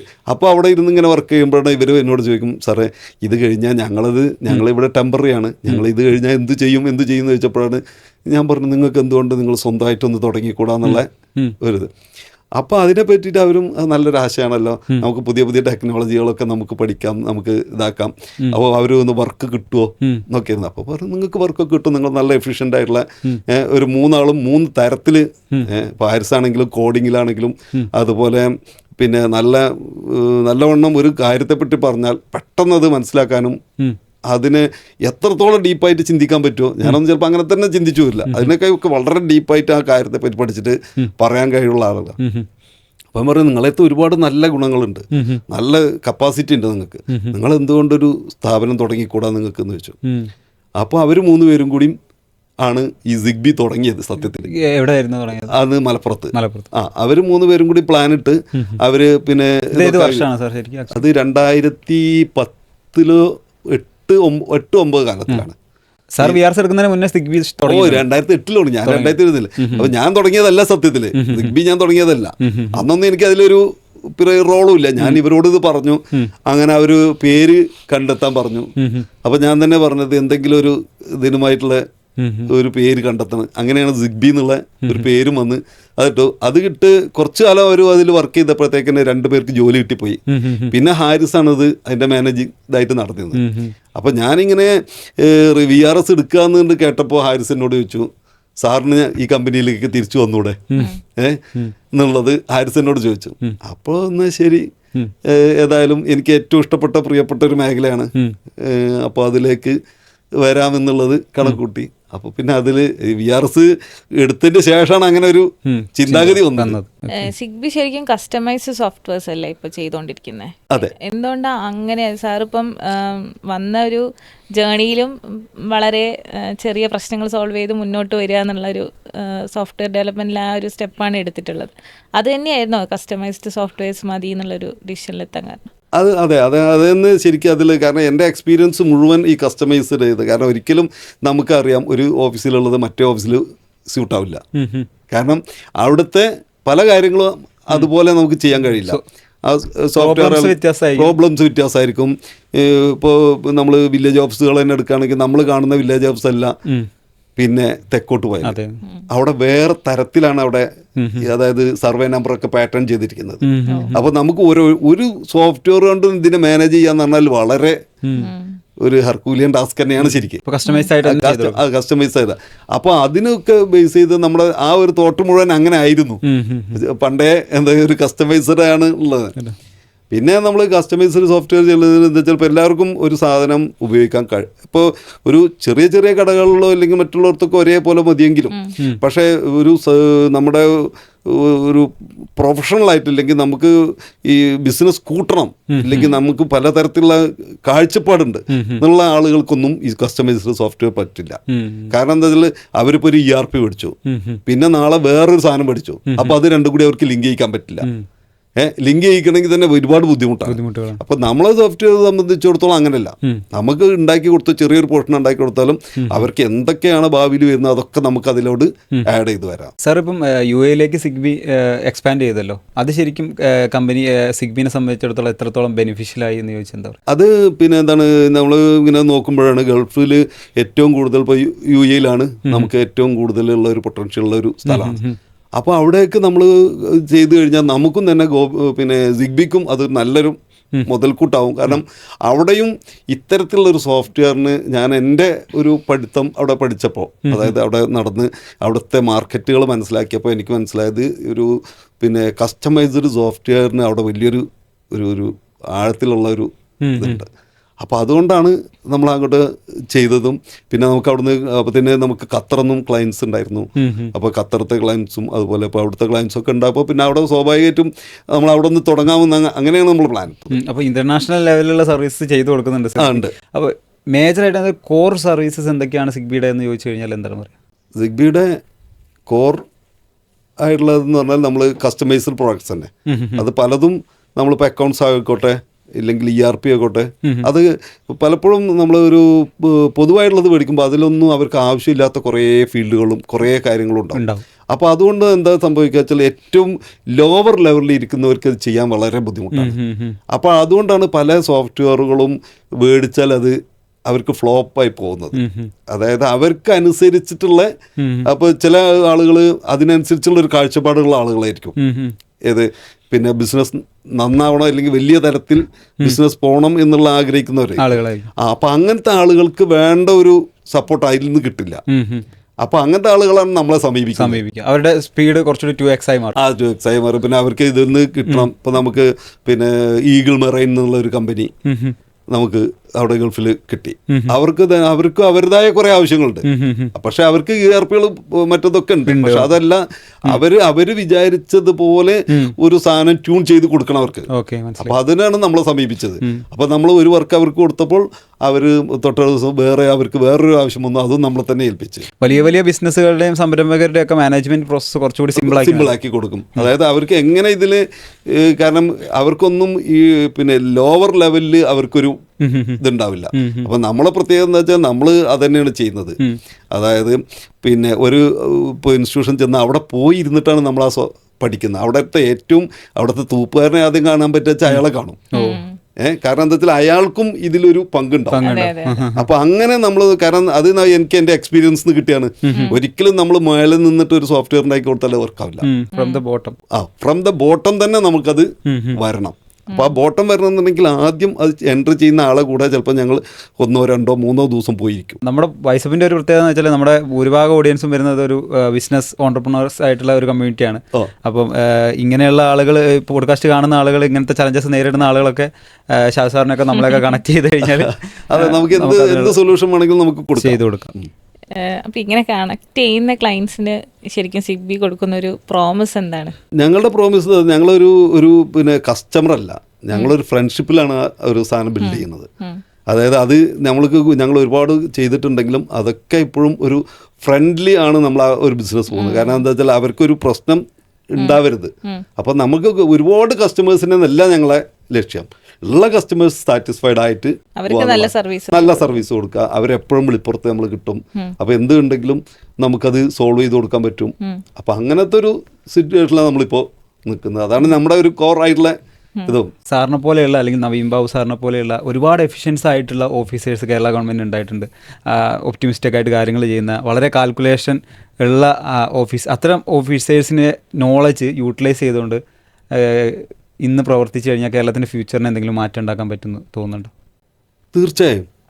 എൻ്റെ മനസ്സിലുള്ള ഒരു ആശയമായിരുന്നു, ഞാൻ പറഞ്ഞു, ഡിപ്പാർട്ട്മെൻറ്റിലുള്ള സോഫ്റ്റ്വെയർ നിർമ്മിക്കുന്നത് ഡിപ്പാർട്ട്മെൻറ്റിലുള്ള ആളുകളായിരിക്കണം. എൻ്റെ വളരെ കാലത്തെ ഒരു സ്വപ്നമായിരുന്നു അത്. ഒരു പ്രൈവറ്റ് പാർട്ടിക്ക് കൊടുക്കരുത്. പ്രൈവറ്റ് പാർട്ടിക്ക് കൊടുക്കാം അതിൻ്റെ ലാസ്റ്റ് ഘട്ടത്തിൽ. അപ്പോൾ ഞാനത് പല പ്രാവശ്യവും പല വേദികളിലും ഇപ്പോഴും ഞാനത് തന്നെ പറയും. കാരണം എന്താ വെച്ചാൽ ഒരുപാട് പേര് എന്നെ പോലെ സോഫ്റ്റ്വെയർ ചെയ്യാൻ താല്പര്യമുള്ള കുറേ ആളുകളുണ്ട്. കുറേ ഞാൻ കണ്ടുമുട്ടിയിട്ടുണ്ട്. അവരൊക്കെ ഞാൻ പഠിപ്പിച്ചു കൊടുത്തിട്ടുണ്ട്. പലരും എൻ്റെ അടുത്ത് ഇപ്പോഴും അവർ ഓരോ സംഗതികൾ ചോദിക്കും, ഇതെങ്ങനെ ചെയ്യാം, അതെങ്ങനെ ചെയ്യാൻ പറ്റും എന്നുള്ളത്. അപ്പോൾ അവർക്കൊക്കെ കുറേശ്ശെ അറിവുള്ളൂ. അവർക്ക് എല്ലാവർക്കും ഇതേ പ്രശ്നമുണ്ട്. കാരണം ഫാമിലി ഉണ്ട്, അവർക്ക് ഇതിലേക്ക് 24 hours. അപ്പോൾ ഇങ്ങനത്തെ ഒരു കൂട്ടായ്മ കുറച്ച് ആളുകളെ എടുത്താൽ, ഇപ്പോൾ റവന്യൂ വകുപ്പിൽ ILDM എന്നുള്ളൊരു ഓഫീസ് ഇതുണ്ട്, നമ്മളൊരു പിന്നെ ട്രെയിനിങ് സെൻ്റർ ഉണ്ട്. അവിടെ ഇരുത്തി ഇതുണ്ടാക്കി കഴിഞ്ഞാൽ ഒരു പ്രോട്ടോടൈപ്പ് ഉണ്ടാക്കാൻ കഴിയും. A to Z അറിയുന്നവരാണ്. അതായത് ഈ 10 പേരുണ്ടെങ്കിൽ ആ 10 പേരും ഈ സിസ്റ്റത്തെക്കുറിച്ച് 100% അറിയുന്നവരാണ്. അപ്പോൾ അതിൻ്റെ ഒരു ബെനിഫിറ്റ് ഗവൺമെൻറ് അത്ര അധികമായിരിക്കും അത് കിട്ടുക. കാരണം എന്താ വെച്ചാൽ ഇതുണ്ടാക്കി കൊടുത്തിട്ട് പിന്നെ ഇതിൽ വേണമെന്നുണ്ടെങ്കിൽ ഇപ്പോൾ ഇതിൻ്റെ സെക്യൂരിറ്റി ചെക്കിങ്ങോ മറ്റുള്ള ചെക്കിങ്ങോ ഒക്കെ വേറെ നടത്താം. പക്ഷേ ബേസ് ഉണ്ടാക്കുന്നത് ഇങ്ങനെ ഉണ്ടാക്കി കൊടുത്തതെന്ന് വെച്ചാൽ അത് ഭയങ്കര പക്കായിരിക്കും. അപ്പോൾ ആ ഒരു സംഗതിയാണ് ഞങ്ങളിപ്പോൾ സിഗ്ബിയിലും നമുക്ക് കിട്ടുന്നത്. കാരണം എന്താ വെച്ചാൽ നമ്മൾ അങ്ങനെയാണ് നോക്കുന്നത്. അതുകൊണ്ടാണ് നമുക്ക് എപ്പോഴും ഉണ്ടാക്കി കൊടുക്കുമ്പോൾ തന്നെ അത് പക്കയായി പോകും. പിന്നെ അധികം നമുക്ക് ചേഞ്ചസ് ഒന്നും വരുത്തേണ്ടി വരാറില്ല. സാർ നേരത്തെ പറയണ്ടേ ട്രയൽ ആൻഡ് എറർ മെത്തേഡ് കൂടിയാണ് ഇതെല്ലാം പഠിച്ചതും ചെയ്തതും ഒക്കെ. അപ്പോൾ 21 സക്സസ്ഫുൾ സോഫ്റ്റ്വെയർ ഉണ്ടാക്കിയ സമയത്ത് ഒരു ഫെയിലിയർ ഉണ്ടായിട്ടുണ്ടാവുമല്ലോ. അങ്ങനെ എന്തെങ്കിലും ഉണ്ടോ ഓർമ്മയിൽ? ഒരുപാട് വിഷമിച്ചതോ അല്ലെങ്കിൽ ചലഞ്ചസ് നേരിട്ടതായിട്ടുള്ളൊരു സിറ്റുവേഷൻ? എല്ലാ പിന്നെ സോഫ്റ്റ്വെയർ ഉണ്ടാക്കുമ്പോൾ തന്നെ ചിലതൊക്കെ പാതി വഴിയിൽ നിർത്തി പോകേണ്ട ഇതും വന്നിട്ടുണ്ട്. അതൊരിക്കലും നമ്മൾക്ക് ചെയ്യാൻ കഴിയാത്തതുകൊണ്ടല്ല. ഒരു സിസ്റ്റത്തിലുള്ള ഇപ്പോൾ 2008 ഞാൻ HRM എന്നുള്ള ഒരു കൺസെപ്റ്റ് കൊടുക്കുന്നത്. HRM അതായത് ഹ്യൂമൻ റിസോഴ്സ് മാനേജ്മെൻറ്റ്. അതായത് ആളുകളുടെ ട്രാൻസ്ഫർ എന്നൊക്കെ തീരുമാനിക്കുക. അന്ന് നെറ്റില്ല, അന്ന് അതുപോലെ പിന്നെ നെറ്റ്വർക്ക് ഇല്ല, വേറെ ഒരു സംഗതി ഇല്ലാത്തൊരു കാലത്താണ്. അതിപ്പോൾ 20 വർഷം കഴിഞ്ഞിട്ടാണ് ഡിപ്പാർട്ട്മെന്റിൽ, 20 ഇപ്പോഴാണ് നടപ്പിലാക്കാൻ തുടങ്ങിയത്. അന്ന് അതിൻ്റെ ഒരു പ്രോജക്റ്റ് റിപ്പോർട്ട് ഞാൻ സമർപ്പിച്ചതാണ്. ഇപ്പൊ അടുത്ത കാലത്താണ് ഞാൻ എടുത്തിട്ട് കത്തിക്കാൻ തുടങ്ങിയപ്പോഴാണ് ഇത് സാധനങ്ങൾ എടുത്തപ്പോഴാണ് അതിൽ നിന്ന് കിട്ടിയത്. ഇത് അന്ന് കൊടുത്താണ്, ഇപ്പോഴും അത് നടപ്പിലായില്ല. അപ്പൊ അത് ഉണ്ടാക്കി അത് ഇതുപോലെ പാതി വഴിയിൽ വെച്ചിട്ട് ഒരു ഫുൾ പ്ലഡ്ജഡ് ആയിട്ടൊന്നും എനിക്ക് റൺ ചെയ്യിക്കാൻ എനിക്ക് കഴിഞ്ഞിട്ടില്ല. അതായത് ഒരു ടൈപ്പ് ഉണ്ടാക്കി എന്നല്ലാതെ അത് ഗവൺമെന്റിൽ കൊടുക്കാനോ ഇല്ലെങ്കിൽ അത് ഏറ്റെടുക്കാനോ ഒരു തയ്യാറായില്ല. അതുപോലെ തന്നെ ഇപ്പോൾ അവസാനം കണ്ണൂരിൽ ഉണ്ടാക്കിയ പിന്നെ ലീസിന്റെ സോഫ്റ്റ്വെയർ, അതും തന്നെ ഒരു എന്താ പറയുക, ലാസ്റ്റ് മിനിറ്റിൽ എനിക്ക് ആ ട്രാൻസ്ഫർ വന്നതോടുകൂടിയിട്ട് എനിക്ക് പിന്നെ അത് പൂർത്തിയാക്കാൻ പറ്റാതെ. എന്തായാലും നമുക്കൊരു ഇങ്ങനത്തെ പൂർത്തിയാക്കണമെങ്കിൽ ഒരു മിനിമം സമയം നമുക്ക് അവിടെ കിട്ടണം. അത് നമുക്ക് ഉണ്ടാക്കാൻ മാത്രമല്ല, പ്രൊജക്റ്റ് ഉണ്ടാക്കാൻ മാത്രമല്ല, ഇത് ആളുകൾക്ക് പഠിപ്പിച്ചു കൊടുത്ത് അവരെ ഒന്ന് ഇതിലേക്ക് അഡാപ്റ്റ് ചെയ്ത് കൊണ്ടുവരണമെങ്കിൽ കുറച്ചൊരു പ്രയാസമാണ്. അതായത് പഴയതിൽ നിന്ന് പുതിയതിലേക്ക് മാറുക എന്ന് പറയുമ്പോൾ എല്ലാവർക്കും ഒരു ബുദ്ധിമുട്ടാണ്. പിന്നെ പലരും നമ്മളോട് മാറണം എന്താ വെച്ചാൽ നമ്മളിലുള്ള വിശ്വാസമാണ്, സാറ് ചെയ്താൽ അത് ശരിയാവും, വളരെ സിമ്പിളാവും എന്നുള്ള ഒരു വിശ്വാസം കൊണ്ടാണ് പലരും പെട്ടെന്ന് മാറി വരുന്നത്. ഷാജി സാറിന് ഇത്രയും കാലത്തെ ഒരു പ്രൊഫഷണൽ ലൈഫും ജീവിതയാത്രയൊക്കെ കഴിഞ്ഞ് സാർ ഇപ്പോൾ ഒരു ബുക്ക് എഴുതാൻ പോവുകയാണ്. അതൊക്കെ എത്രയും പെട്ടെന്ന് എഴുതി പൂർത്തിയാവട്ടെ. അപ്പം ഇന്ന് സാറിൻ്റെ ഒരു 20ാമത്തെ വയസ്സിലേക്ക് തിരിച്ചു പോകാൻ ഒരു അവസരം കിട്ടുകയാണെങ്കിൽ സാറിൻ്റെ ആ ഒരു സമയം സാറിനോട് എന്ത് പറയും, എന്ത് ചൂസ് ചെയ്യാൻ പറയും? ഇപ്പോൾ വന്ന ഈ ഒരു വഴിയിലൂടെ തന്നെയാണോ ഞാൻ മുന്നോട്ട് പോവുക, അതല്ലെങ്കിൽ ഇങ്ങനെ ഒരു വ്യത്യസ്തമായിട്ടുള്ളൊരു ജേണി തിരഞ്ഞെടുക്കും? എന്നെ പറ്റി വിചാരിക്കുന്നത് ഞാൻ ശരിയായ രൂപത്തിൽ വന്നു എന്നാണ് ഞാൻ കരുതുന്നത്. കാരണം നമുക്കന്ന് പഠിക്കാൻ കഴിഞ്ഞു. പിന്നെ ആ പഠിത്തത്തിൽ നിന്ന് നമ്മൾ കുറേ കാര്യങ്ങൾ നമ്മൾ മനസ്സിലാക്കി, കുറേ ആളുകളുടെ ജീവിതങ്ങൾ നമ്മൾ മനസ്സിലാക്കി, കുറേ സബ്ജക്റ്റുകൾ, കുറേ വിഷയങ്ങൾ നമ്മൾ പഠിച്ചു. അതുപോലെ തന്നെ ഒരു ക്രൈസിസ് ഉണ്ടാകുമ്പോൾ എങ്ങനെ നേരിടണം എന്നുള്ളത് അതിൽ നിന്ന് നമുക്ക് കുറേ കാര്യങ്ങൾ കിട്ടി. ഇതെല്ലാം വെച്ചുകൊണ്ടാണ് നമ്മൾ ഓരോന്നും ഇപ്പോഴും ചെയ്തുകൊണ്ടിരിക്കുന്നത്. പക്ഷെ ഞാൻ എൻ്റെ സ്റ്റാഫിനോട് പറയും, എപ്പോഴും പറയാറുള്ള ഞാനൊരു കാര്യം, നിങ്ങൾ പഠിക്കണം. നിങ്ങൾ ഒരിക്കലും സർവീസിൽ വരുന്നതിന് മുമ്പ് എല്ലാവരും എന്ത് ചെയ്യും, എവറസ്റ്റ് കൊടുമുടിയുടെ ഹൈറ്റ് ചോദിച്ചാൽ അതിന്റെ മില്ലിമീറ്റർ വെറുതെ പറയും. പക്ഷേ സർവീസിൽ വന്നാൽ ആരും പിന്നെ ഇത് പഠിക്കില്ല. പഴയത് എന്താണോ അത് പിന്തുടർന്ന് പോകും. അപ്പൊ അത് എപ്പോഴും ഞാൻ എല്ലാവരോടും പറയും, ഇപ്പോഴും ഞാൻ പറയുന്നുണ്ട്, നിങ്ങൾ ഒരിക്കലും അങ്ങനെ ചെയ്യരുത്. നിങ്ങൾ ആക്ടും റൂളും വായിച്ചിട്ട് തന്നെ പോകണം, പഠിക്കണം.